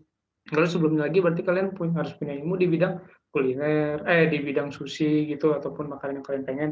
Ataupun sebelumnya lagi berarti kalian harus punya ilmu di bidang apa-apa. Jadi itu lebih gampang. Jadi itu kayak ngeruntutin dari akhir tuh gimana caranya mencapai akhir tersebut. Ataupun misalkan kalian mau jadi ketua BEM, ini dalam konteksnya misalkan konteks kemahasiswaan, pengen jadi ketua BEM, diruntutin nih, kalau pengen jadi ketua BEM, mungkin enaknya kalau misalkan dikenal sama anak teknik ya, berarti bisa nih jadi ikut kepanitiaan di kelas teknik ataupun jadi ketua IM gitu, atau ngapain gitu. Terus sebelumnya lagi, nah, kalau misalkan mau ikut kepanitiaan di teknik ataupun jadi ketua IM, berarti gue harus punya skill atau punya kemampuan apa, berarti gue harus cari lagi ke tempat lain, sebelumnya lagi, sehingga terarah apa yang mau kalian lakuin ke depannya. Dan ini adalah dua approaching yang sangat membantu bagi kalian, mau kalian yang sudah punya mimpi besar maupun yang kalian yang masih bingung nih kalian mau ngapain, kayak gitu. Boleh di next. Oke. Lalu ketika kalian sudah memiliki tujuan, maka menentukan pilihan itu akan jauh lebih mudah. Kayak gitu. Kita langsung ke contoh aja ya. Next. Nah, ini gue kasih case nih. Mungkin kalian teman-teman bisa jawab juga. Anggap kalian seorang pengembang daerah perumahan ya, developer perumahan gitu. Terus untuk menentukan sumber energi listrik untuk daerah Anda nih, yang kalian kembangkan, kalian dikasih dua pilihan. Opsi A tuh gunain sumber daya energi alternatif atau terbarukan, cuman modalnya harus besar, positifnya polusi berkurang, tapi energi yang dihasilkan ini pasokan listriknya itu kecil. Itu yang opsi A. Yang opsi B, menggunakan sumber daya yang konvensional, modalnya jauh lebih sedikit, tapi polusinya lebih banyak. Cuman energi yang dihasilkan jauh lebih banyak juga. Kira-kira yang kalian pilih apa? Boleh nih kalian tulis juga nih di komen, kalian pilih yang A atau yang B. B, B, A, C.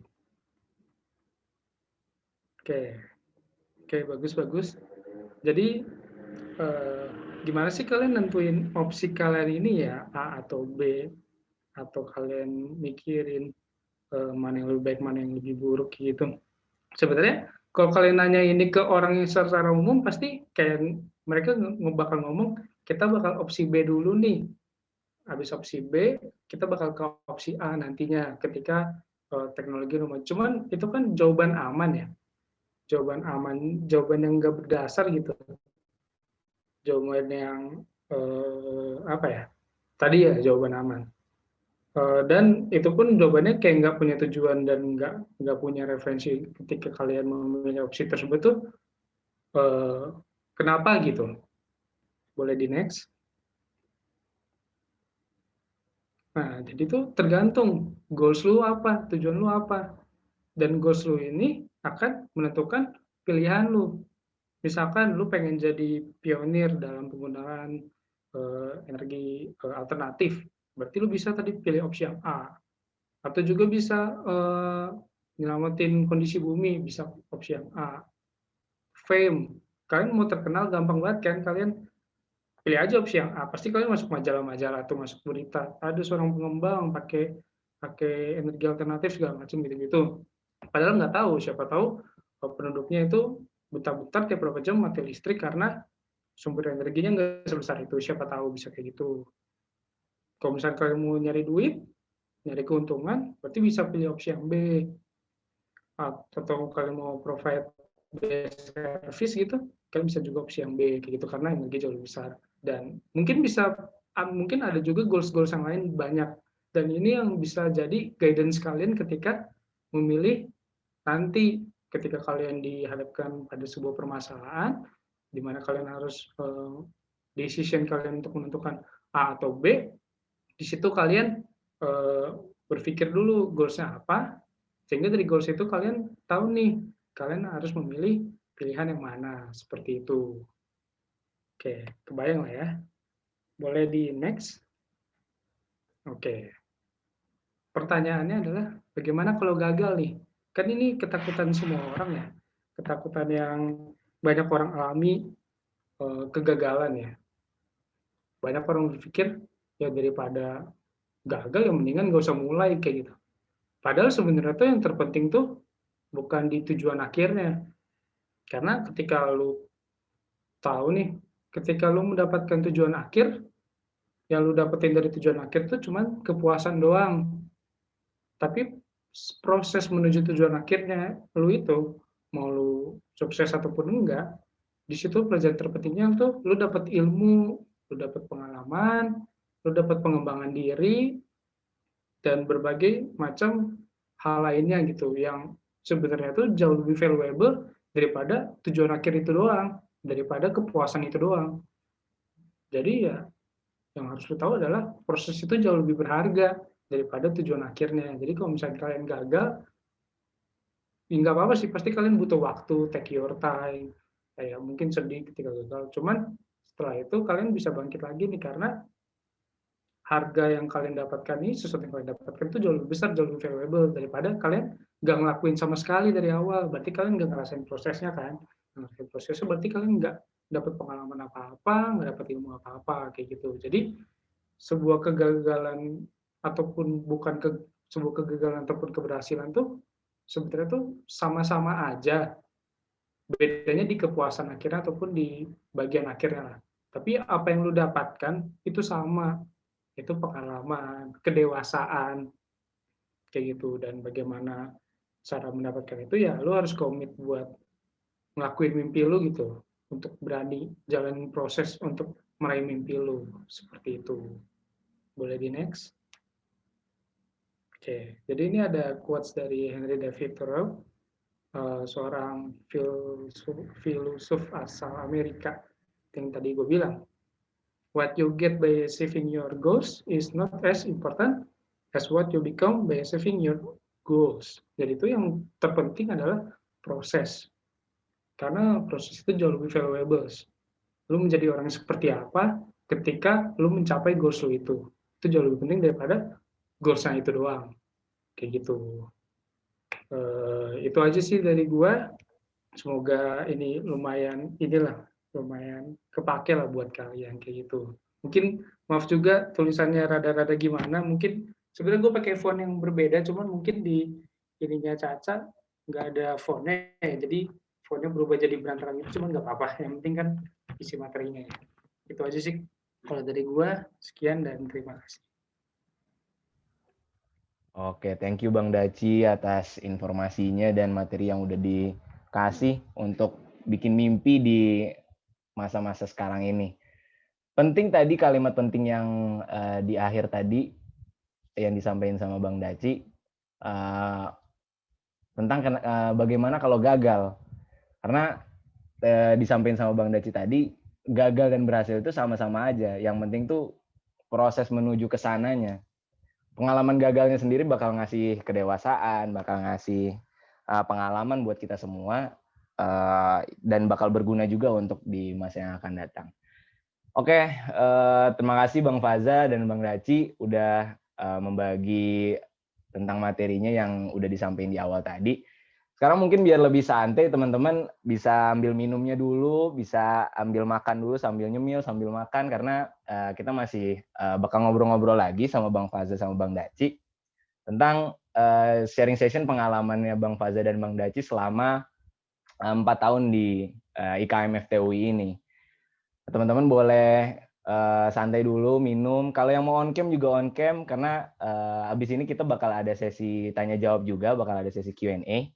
Kalau mau bertanya boleh ketik P di kolom komentar, nanti bisa langsung dijawab aja gitu kali ya Bang Daci, Bang Faza ya?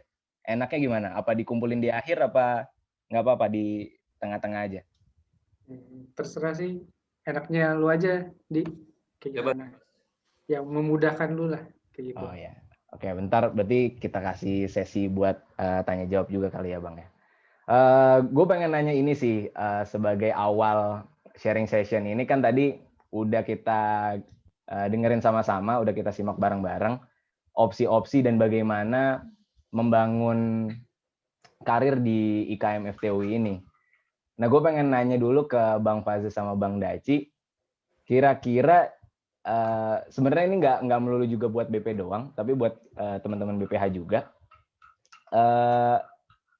Di secara gambaran kasar aja di tahun kedua, tahun ketiga, tahun keempat. Kalau sekarang kan teman-teman BP udah mulai lah ya, udah mulai membangun, udah ada yang ikut BEM, ada yang ikut MPM, teman-teman di sini ikut IMET. Nah, di tahun-tahun berikutnya, tahun kedua, tahun ketiga, tahun keempat, opsi kontribusinya buat kita semua nih, buat BP dan BPH tuh secara kasar aja dulu, kira-kira ada apa lagi sih di depan tuh Bang? Boleh dari Bang Daci atau Bang Faza dulu kira-kira? Faza dulu lah. Dari Bang Faza dulu. Boleh Bang Faza. Oke. Thank you nih ya pertanyaannya. Jadi kalau dari gua ini mungkin udah kayak secara kultural yang ada di FT. Mungkin ya gue bilang mungkin karena nggak tahu juga beberapa lembaga nggak kayak gini.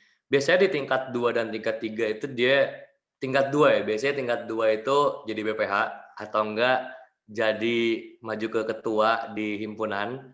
Atau kalau misalkan MPM biasanya jadi anggota perwakilan fraksi untuk MPM FTUI dari fraksi metalurgi kalau di metal. Terus BPH di BEM juga bisa.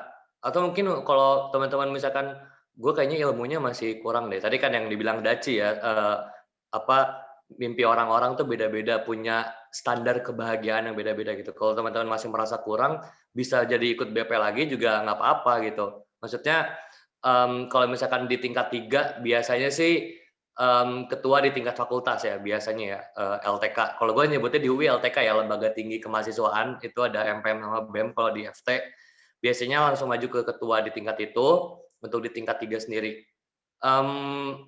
Itu sih paling ya, atau enggak mungkin kalau di tingkat UI biasanya tingkat 2 juga bisa buat jadi BPH BEM UI, atau enggak BPH atau enggak anggota perwakilan DPM UI dari FT, atau enggak banyak sih, banyak banget kalau gue sebutin satu-satu ya, kayak bakalan banyak banget gitu ranah kontribusi tingkat 2 sama tingkat 3. Karena kalau menurut gue pusat kontribusi itu justru di tingkat 2 dan tingkat 3 itu gitu. Lo mengarahkan nantinya untuk kedepannya yang menurut lu menjadi goals lu tuh di tingkat 2 dan tingkat 3? Karena banyak banget cabang yang bisa lu ambil ke depannya. Kalau dari gue gitu.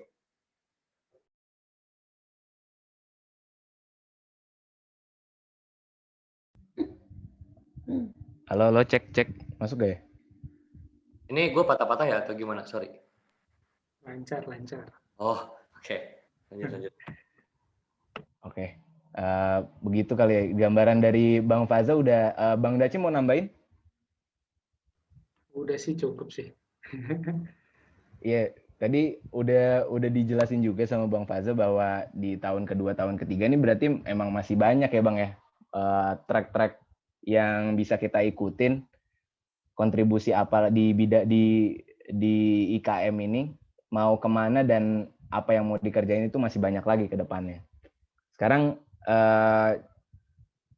mau masuk ke ini pertanyaan berikutnya. Ini kan konteksnya kita sebagai pengurus IMET FTW 2021 nih Bang. Kira-kira apa sih kelebihannya kita ikut IMET daripada ikut BO, BSO atau badan-badan eksekutif lain di IKM FTW ini? Kayak misalkan ada yang ikut BEM, ada yang ikut MPM. Misalnya kan nggak semua teman-teman di sini ikut BEM dan MPM. Nah, kira-kira apa sih yang keistimewaannya Ikatan Mahasiswa Metalurgi ini? Boleh mungkin Bang Daci kali ya Bang ya? Oke, jadi apa sih keistimewaan apa ya IMET dibandingkan lu ikut BO yang lain, BSO yang lain? Bisa dibilang tuh ini ranahnya berarti kan skupnya IM ya. IM berarti itu langkah pertama lu nih dalam menuju ke apa ya jenjang-jenjang berikutnya. Apa istimewanya adalah di sini adalah ranah lu untuk belajar. Jadi kenapa bisa dibilang ranah untuk belajar? Di sini tuh kita nggak nuntut lu udah menjadi seseorang yang profesional gitu. Ketika lu lihat masuk organisasi yang tingkatnya jauh lebih besar gitu, ataupun yang emang ranahnya jauh lebih luas kan pasti kayak ada apa ya, ada kualifikasi tertentu nih. Lu harus sudah apa dan emang dituntut untuk bekerja gitu. Tapi kalau misalkan lu di IMET, memang lu dituntut untuk bekerja sesuai dengan fungsi lembaga. Tapi sebenarnya ada tujuan utama di balik itu semua, yaitu untuk pengembangan diri kalian, ranah kalian untuk belajar. Jadi IMET itu ya apa ya, kesempatan kalian lah untuk ngembangin diri, untuk mencoba sesuatu terus kalian gagal gitu, ataupun ngelakuin hal-hal yang apa ya, cukup mungkin baru, ide-ide baru. Di situ bisa banyak kalian dapat, bisa kalian banyak lakuin di IMET dan bisa kalian apa ya, coba kalau misalkan lu bayangin aja lu ikut apa ya, ikut organisasi kayak BEM ataupun organisasi yang lainnya kayak gitu, kan cukupnya jauh lebih luas ya, dan cakupan layanannya itu jauh lebih luas. Mungkin ketika lu berbuat salah 1-2 kali tuh mungkin akan jadi berat banget dan justru bisa menekan lu gitu, atau bikin lu stres gitu. Untuk bagi beberapa orang yang emang belum punya pengalaman. Sedangkan kalau di IMET bukan berarti kalian bisa salah ya di IMET, cuman di IMET tuh mulai dari mahasiswanya, mulai dari dosen-dosennya tuh kita semua mengerti, dan emang kita semua ngebuat sistem di mana selain fungsinya untuk ngelayanin dan buat ngebina, di sini juga buat ranah untuk belajar. Jadi apapun yang kalian lakuin pasti kalian istilahnya diasuh sama BPH kalian, diasuh sama kakak asuh kalian, diasuh sama senior kalian sehingga kalian jadi siap.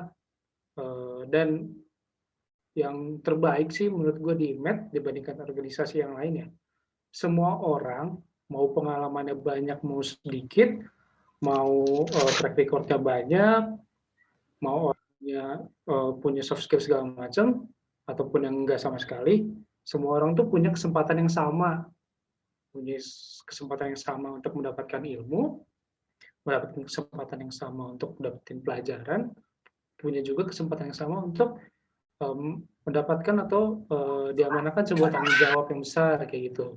bisa jadi PJ ataupun jadi BPH kepanitiaan ataupun nanti ke jenjang-jenjang yang berikutnya. Gitu sih menurut gua, IMET bagus banget sih dibandingkan yang lain. Thank you. Iya, setuju banget sama Bang Daci. IMET itu tempatnya bikin salah sih. Tempatnya eksperimen dan melakukan hal-hal yang kita belum pernah kerjain lah sebelumnya. Mungkin ke arah sini Bang Daci. Bang Daci kan udah karir kampusnya udah matang, udah selesai. Udah di puncak karir kampusnya. Dari semua pengalaman yang didapat sama Bang Daci di kampus, selama di IMET ada nggak sih yang udah gue nggak bakal bisa ini kalau gue nggak begini di IMET, apa ya, gimana bahasanya tuh? Iya, paham. Iya. Jadi, ada nggak tuh yang kayak gitu, Bang? Kebayang. Jadi tuh mungkin sharing sedikit ya. Mungkin lu bisa ngelihat CV gue tuh tadi ya, pengalaman gue ya. Entah jadi kabit lah, entah jadi korbit lah, jadi PO, jadi apa segala macam. Mungkin kalian bisa berpikir nih, entah gue punya privilege apa, entah gue emang awalnya punya temen yang banyak, entah gue awalnya tuh emang punya track record yang banyak. Padahal tuh sebenarnya ketika gue masuk ke apa ya, ke FT, ke metalurgi, gue masuk nih dari SMA ke kuliah, gue masuk metalurgi nggak punya teman sama sekali. Sama sekali gue nggak punya teman, sama sekali gue nggak punya orang yang gue kenal. Itu yang pertama. Yang kedua, gue tuh bisa disebut orang yang minoritas juga. Karena apa? Gue datang dari sekolah yang swasta, dan rata-rata anak-anak kan pada dari negeri ya. Pun dari negeri yang dari daerah-daerah pun mereka punya teman-teman sendiri. Berarti gue masuk kuliah benar-benar sendiri nih. Dan yang ketiga, gue pas SMA gak pernah, sekalipun pernah sih, cuman sekali lah. Tapi jarang banget ngikutin organisasi ataupun kepanitiaan ataupun kegiatan-kegiatan lainnya lah yang selain akademis. Bahkan akademis pun gue nggak ngikut-ngikut banget gitu di sekolah. Gue bisa dibilang anak yang cukup bandel lah pas gue di sekolah. Cuman ketika gue masuk ke metal, gue tuh bener-bener diajarin kalau misalkan berkontribusi aktif, jadi orang yang seperti apa, punya relasi itu penting banget. Dan itu benar-benar gue lihat langsung sih dari apa ya, situasi ataupun iklim yang ada di metalurgi, dari seniornya, dari apa ya, seniornya punya pencapaian segala macam, punya nama, kehebatan yang luar biasa. Dan dari situ gue melihat, wah ternyata gue masuk kuliah tuh nggak seperti yang gue bayangkan. Soalnya pas gue masuk kuliah, gue ngebayanginnya gue kuliah nih, kayaknya gue bakal duduk paling depan atau enggak duduk paling belakang gitu, terus belajar, terus pulang. Gue mikirnya gitu dulu. Tapi pas di MET, gue benar-benar disadarkan nih, di metal, gue benar-benar disadarkan bahwa kehidupan gue tuh gak cuma untuk belajar dalam technical skill, dalam hard skill doang, tapi gue bayar UKT gue, full tuh UKT, selain buat ilmu akademisnya, juga buat segala fasilitas pengembangan potensi diri yang ada di UI.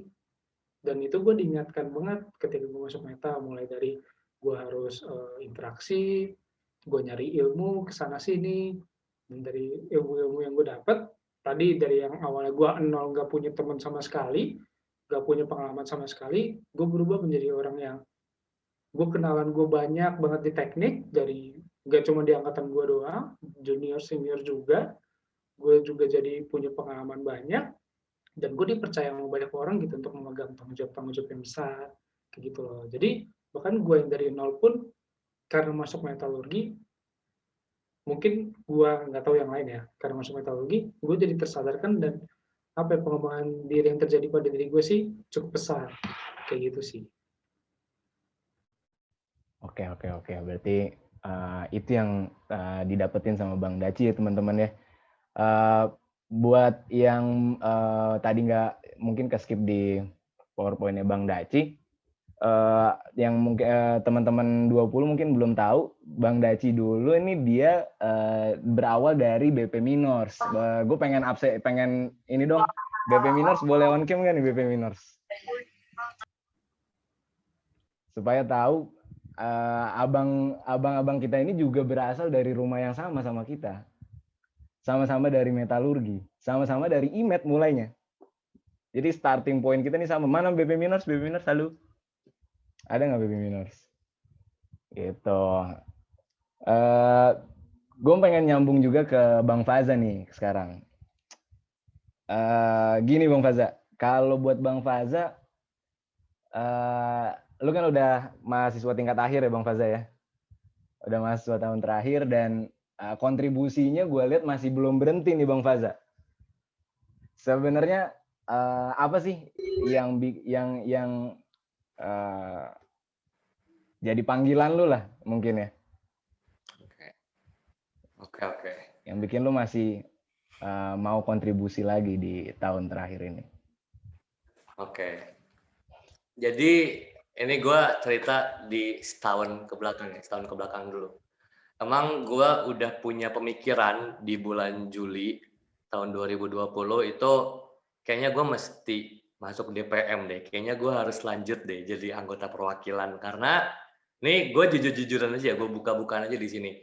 Ketika gue studi banding MPM FT sama DPM UI, itu wah anjir, kok tingkat UI-nya kayak gini ya? Gue kira tingkat UI itu bisa menjadi salah satu acuan gitu untuk fakultas-fakultas. Ternyata gue tuh malah justru berpikir FT tuh much better dibandingkan dengan tingkat UI ya, kalau gue bisa bilang ya. Dari segi struktur, bagaimana kita mengatur organisasinya, ataupun pakai ilmu-ilmu. Kita kan banyak ya pakai ilmu FT di organisasi gitu. Itu tuh hal yang cukup berbeda menurut gue untuk DPM UI gitu. Terus pada akhirnya semakin kesini gue ngurusin MPM FT waktu pas di tahun 2020 gue berpikir kayaknya gue nggak perlu maju dan lain sebagainya. Akhirnya ya udah muncullah drama-drama ya lu tau lah kayak ayo nih nggak ada yang ngisi nih ini nih kosong bla bla dan lain sebagainya. Oke, yang pada akhirnya gue ngisi dan gue benar-benar teringat banget hal yang memotivasi gue ini adalah ada temen gue dulu dia pimpinan komisi kemahasiswaan di MPM FT 2020 namanya Alia Latifa Otarto, kalau lu tahu Alo TI 2017.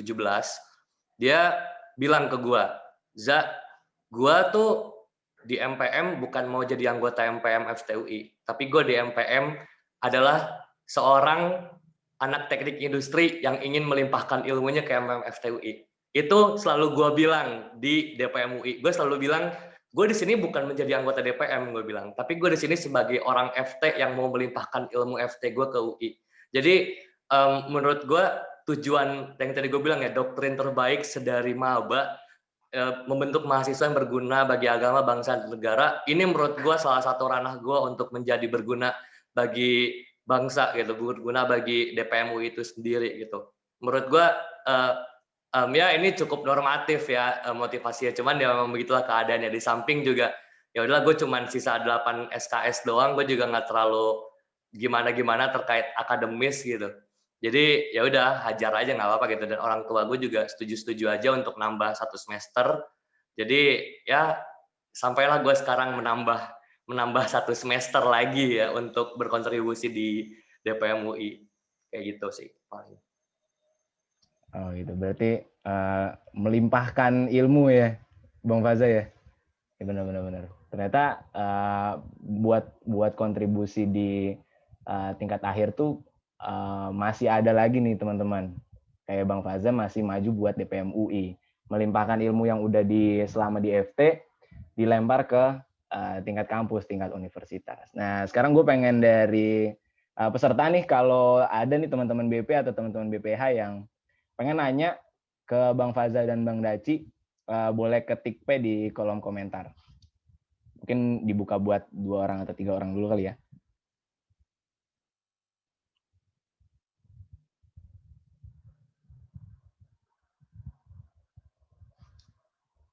Iya, udah ada 3 nih. Ada Irfan, ada Iki, ada Timothy Bentito. Boleh?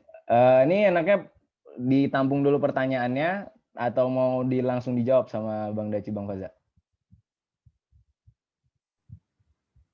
Gimana, Fas?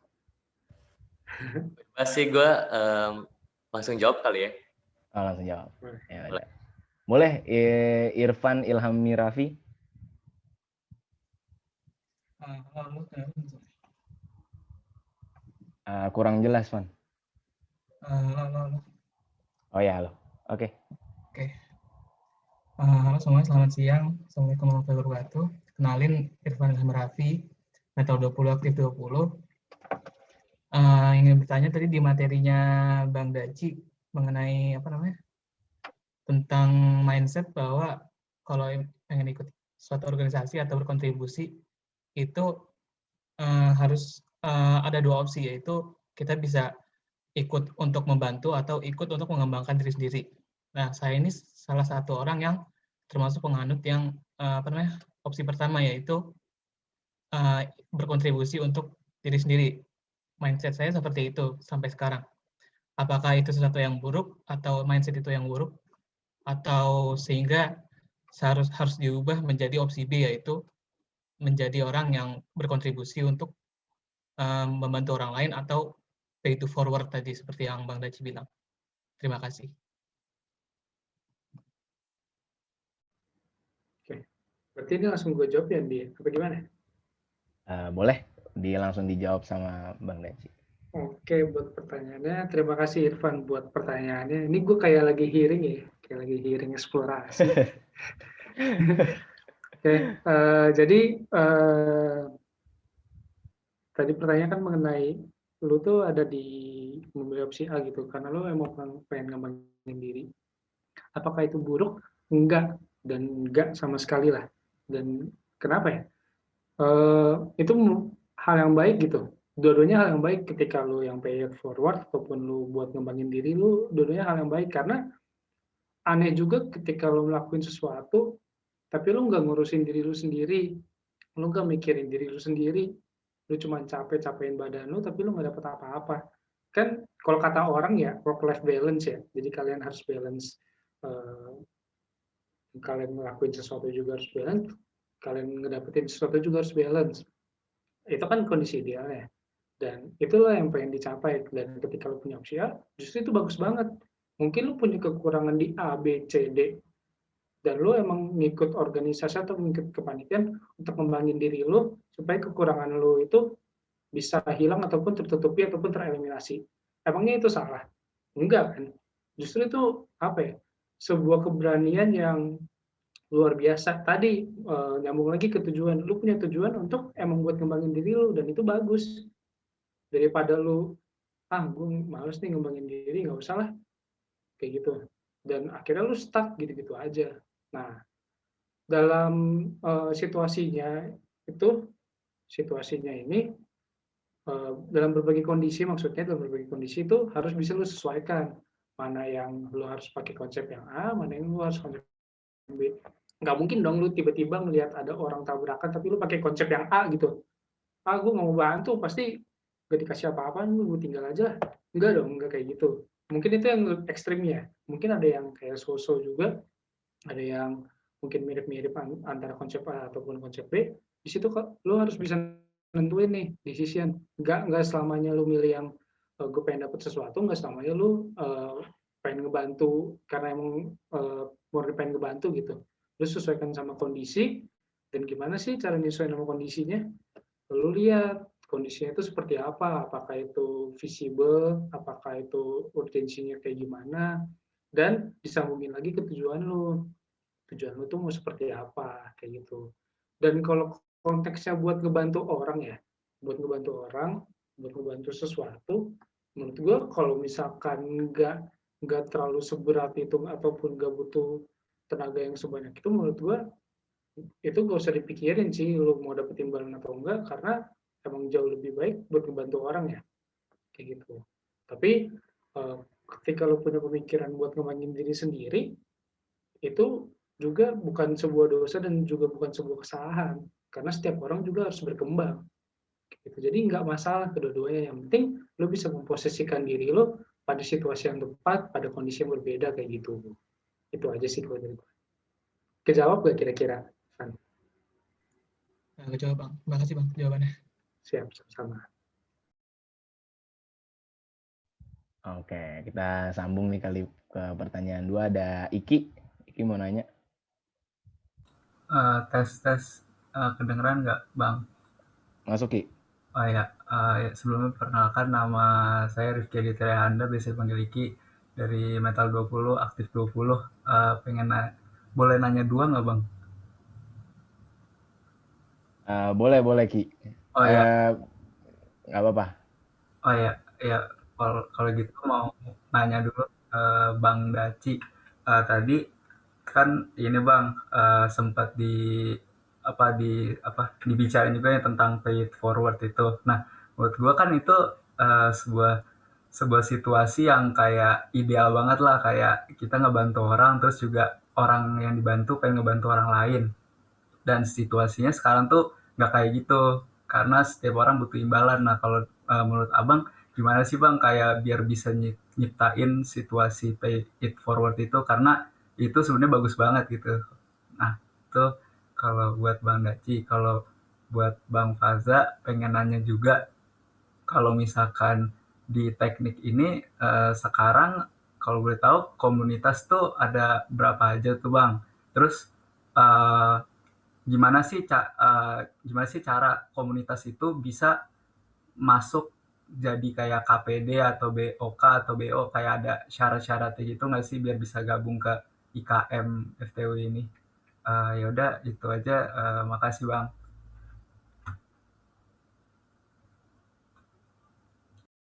Oke, mau Bang Daci dulu atau mau Bang Faza dulu nih?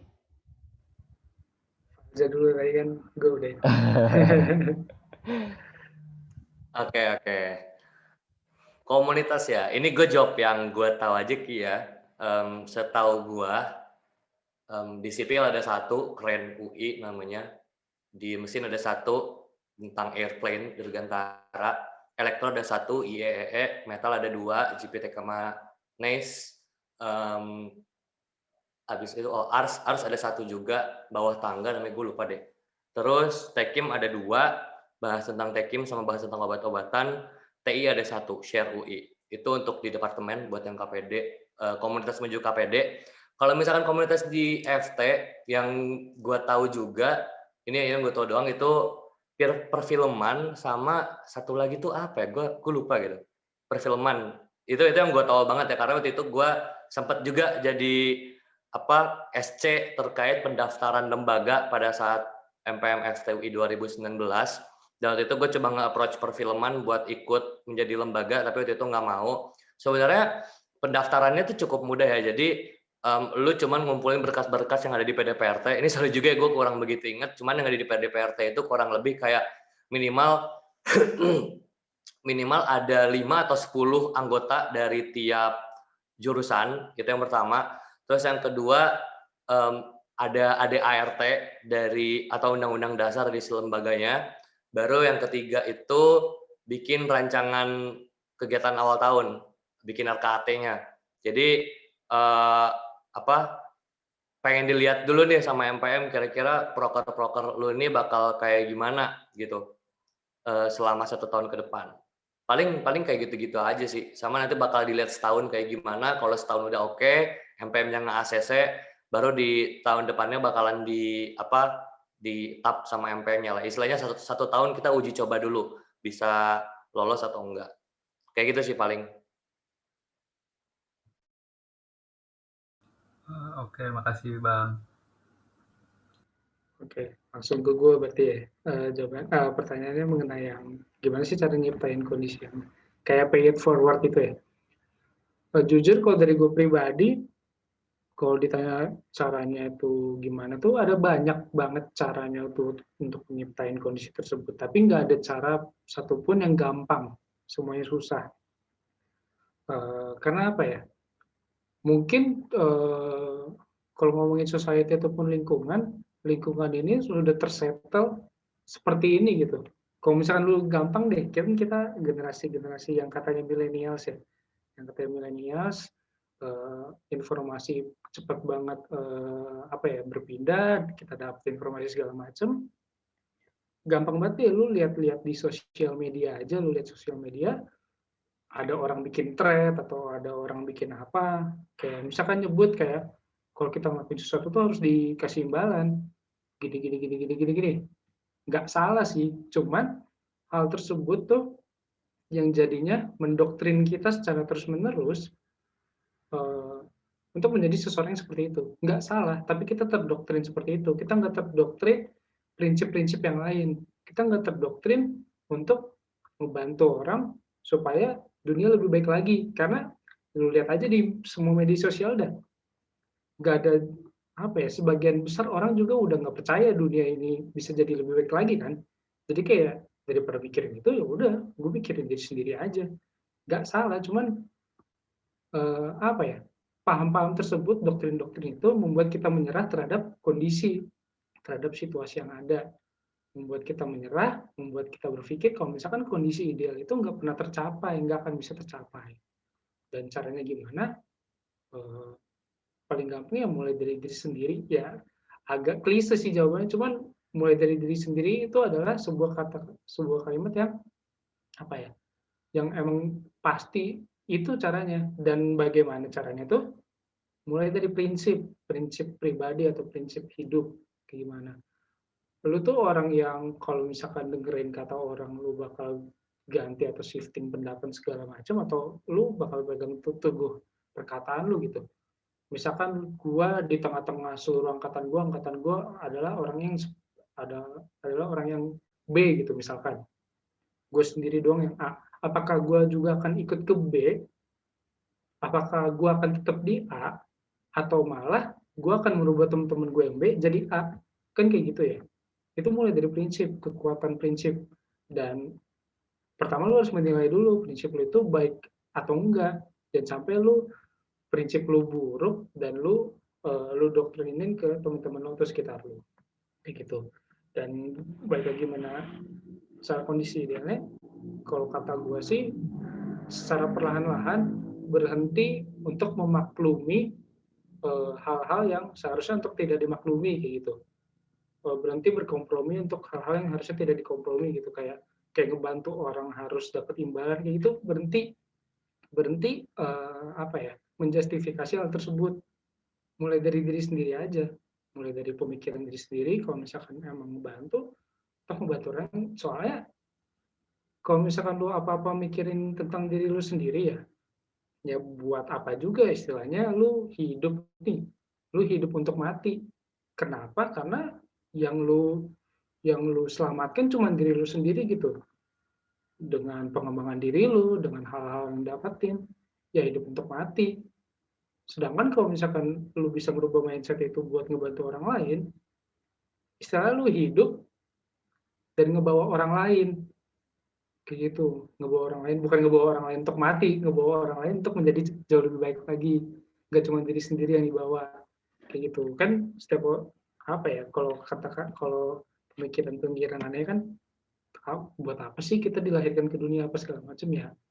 Kalau kata gue, yang penting kan kita makhluk sosial ya. Ya tadi prinsipnya nggak cuma mikirin diri sendiri, mikirin orang lain kayak gitu. Itu sih. Jadi kalau bisa doktrin yang misalkan doktrin yang A tadi harus mulai diimbangi dengan doktrin yang B, sehingga banyak orang juga mulai berpikir untuk melakukan yang B kayak gitu. Itu sih kalau dari gue.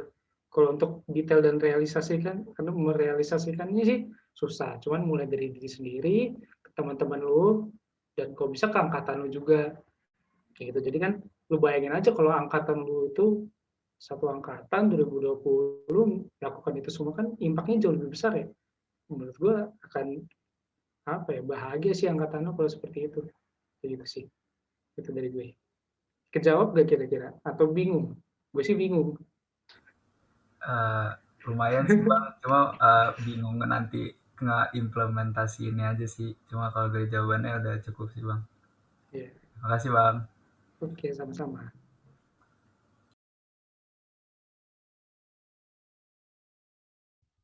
Halo. Oke, Iki. Bagus Iki pertanyaannya. Kita lanjut ke pertanyaan selanjutnya, ada dari Bentito. Bentito mau nanya nih. Halo Bang, suaranya masuk nggak Bang? Masuk Ben. Ya, selamat sore semuanya. Perkenalkan, nama saya Ben dari Metal 20 Aktif 20 juga. Sama kayak Iki, pengen nanya 2 pertanyaan juga buat Bang Daci sama Bang Faza.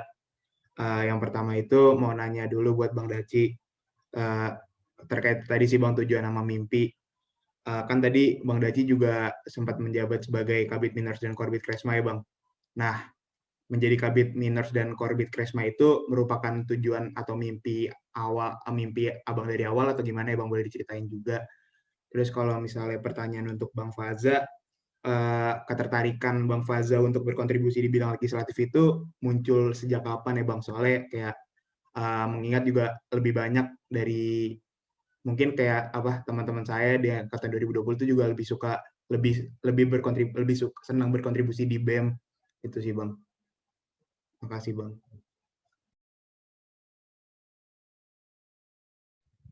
Dan tadi pertanyaannya buat Bang Daci apa Bang Faza? Dua-duanya Bang, Oh, beda dua-duanya. pertanyaan tadi. Oke. Ke Bang Faza dulu kali ya. Oke. Ini pertanyaan yang menarik ya.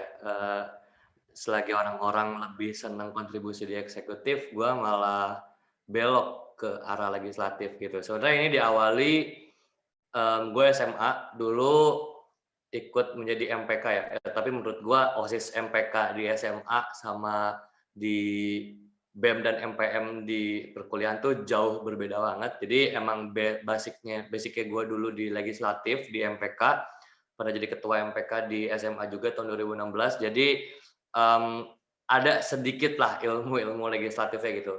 Cuman ketika gue di FT itu kalau lu ingat di Mabim itu kan lu disuruh ngejelasin kan tentang lembaga apa aja yang ada di FT, lu disuruh ngejelasin 7 lembaga atau ya 5 atau 7 atau 10 gitu. Terus lu disuruh jelasin lu pengen ikut kemana aja gitu kan. Dan waktu itu gue ngejelasin di tugas gue itu tuh gue sebenarnya pengennya ke BEM dan target gue itu sebenarnya pengen ke ketua BEM FT. Tapi pada akhirnya ya takdir berkata lain ya. Ini waktu itu gue inget banget waktu 2020 Kila itu TW-TW sama gue, terus dengan pertanyaan yang sama pada akhirnya waktu pas gue TW-TW sama senior-senior gue waktu itu 2016, 15 sama 14, gue waktu itu nanya-nanya dengan gue yang masih culture shock dengan dan ya bayangin ya dari negeri antah berantah Kalimantan Timur gue merantau ke Jakarta, baru gue dengan culture shock yang ada gue tanya, Bang, kenapa sih sistem di FT dan di metal itu seperti ini gitu? Gue bertanya-tanya sama banyak senior tuh pertanyaan gue selalu sama. Kenapa sih Bang sistem di FT dan metal itu selalu kayak gini? Ada satu senior angkatan 2016, temannya Daci ini ya. Angkatan 2016 itu bilang ke gue, Za, di dunia ini tuh nggak ada sistem yang sempurna. Kalau lu ingin mengubah sebuah sistem, jadilah orang yang paling atas dari sistem tersebut. Akhirnya itu kata-kata yang cukup memotivasi gue, yang pada akhirnya gue berpikir ulang, ketika gue menjadi lembaga eksekutif, gue hanya bisa mengikuti aturan yang telah dibuat oleh MPM, yang pada akhirnya jalur gue ke MPM FTUI setelah gue TW-TW di situ.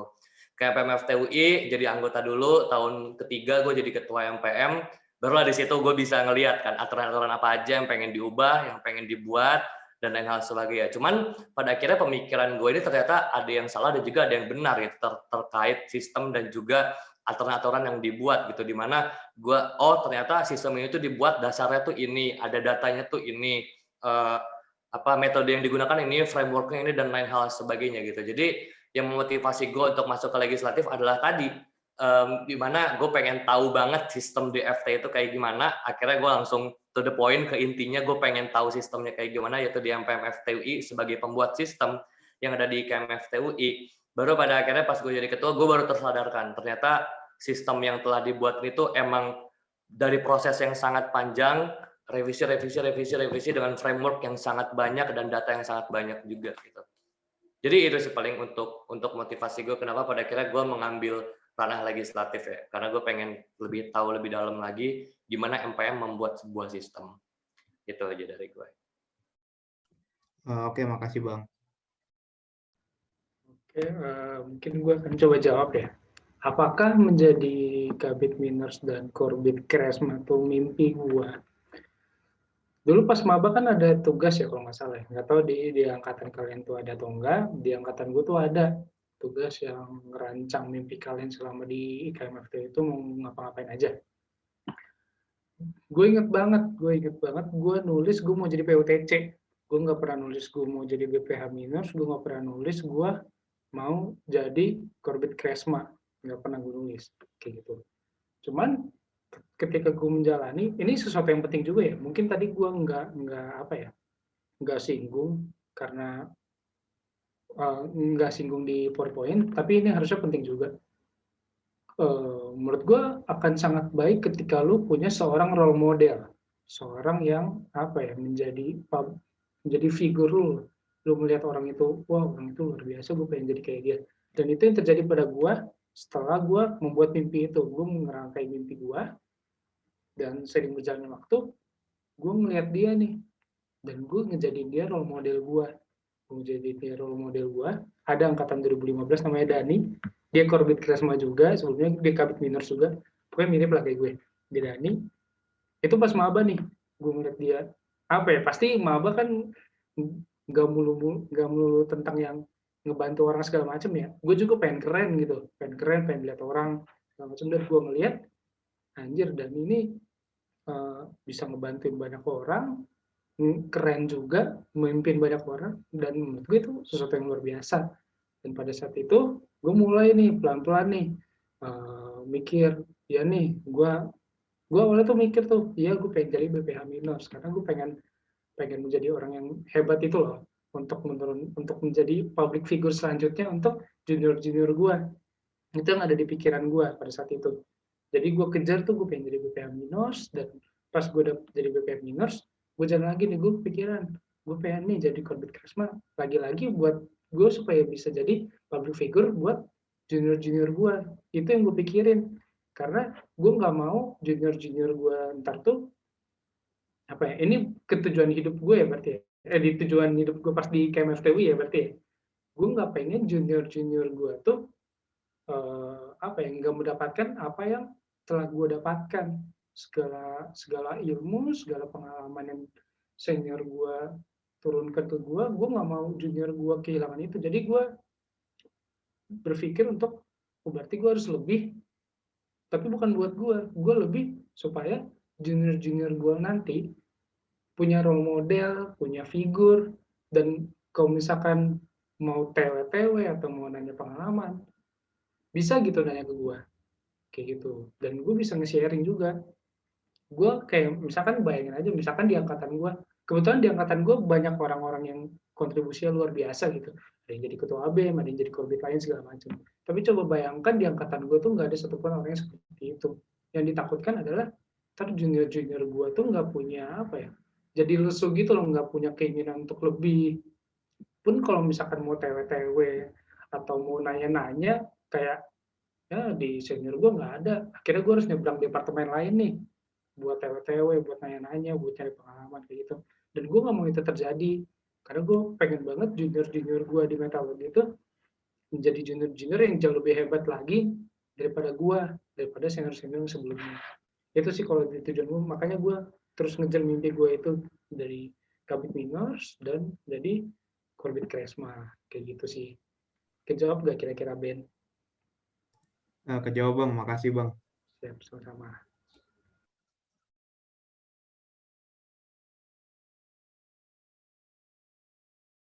Oke Ben, thank you Ben Tito buat pertanyaannya. Terima kasih buat Bang Daci, buat Bang Faza yang udah ngasih materinya buat kita semua. Bang Daci, Bang Faza ada mau closing statement atau udah cukup?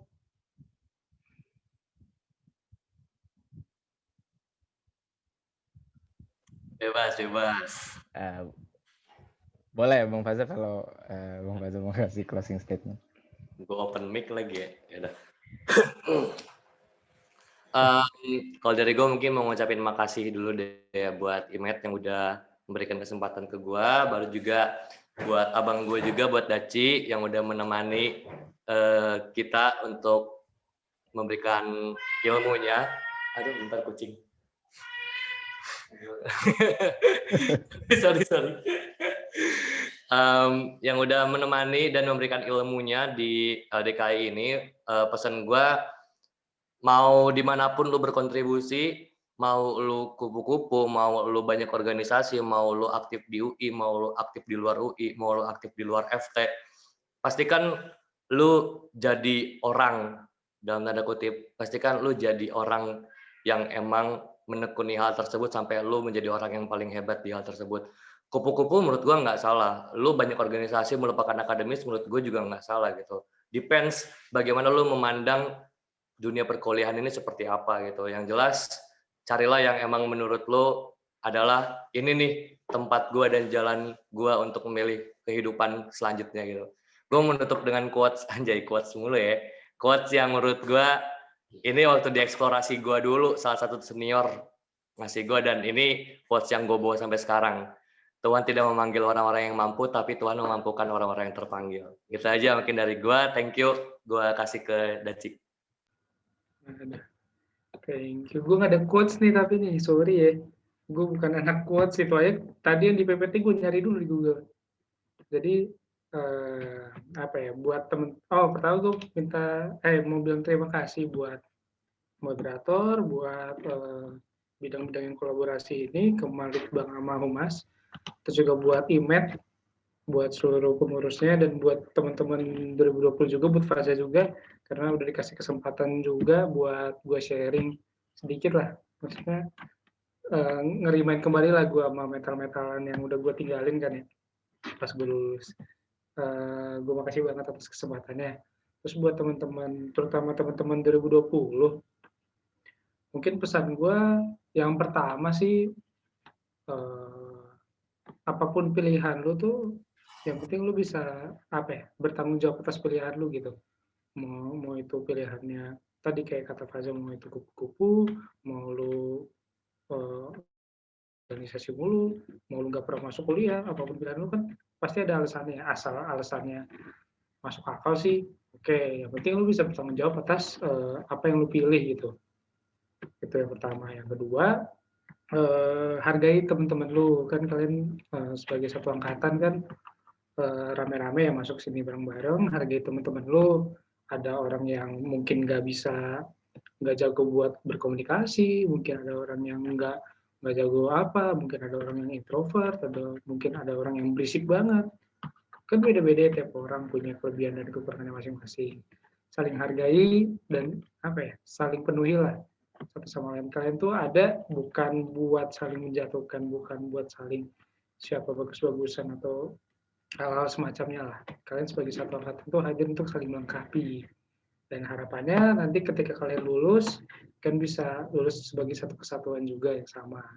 Kayak gitu, karena itulah gue betapa bersyukur di metal, karena metal tuh punya ikatan kekeluargaan yang sangat luar biasa. Kan tantangan kalian kan corona ini ya, yang nggak tahu udah kalian pernah ngumpul atau enggak. Jadi kedepannya kalau misalkan ada masalah atau apa, teman-teman kalian bantu kayak gitu. Kalau misalkan ada yang mau ngobrol-ngobrol sama gue atau segala macam, bisa lewat, kan banyak ya caranya ya. Bisa juga kalau misalkan kalian mau nyari ilmu ke Faza juga atau ke yang lain gitu. Itu aja dari gue, tetap semangat dan jangan nyerah sih. Kalau dari gue itu aja sih, gue nggak ada quotes. Thank you. Oke, thank you Bang Daci, Bang Faza. Kita mau ada pemberian sertif dulu nih. Boleh di-share screen?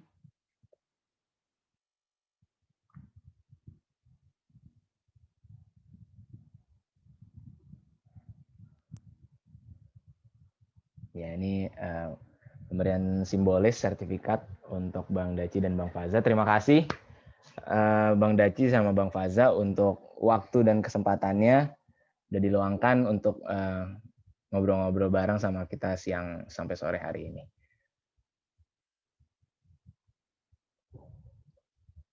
Oke, teman-teman boleh on cam kita foto bareng dulu. Ini untuk simbolis sertifikat juga untuk Bang Daci. Terima kasih atas waktu dan kesempatannya mengisi di metalurgi lagi siang sampai sore hari.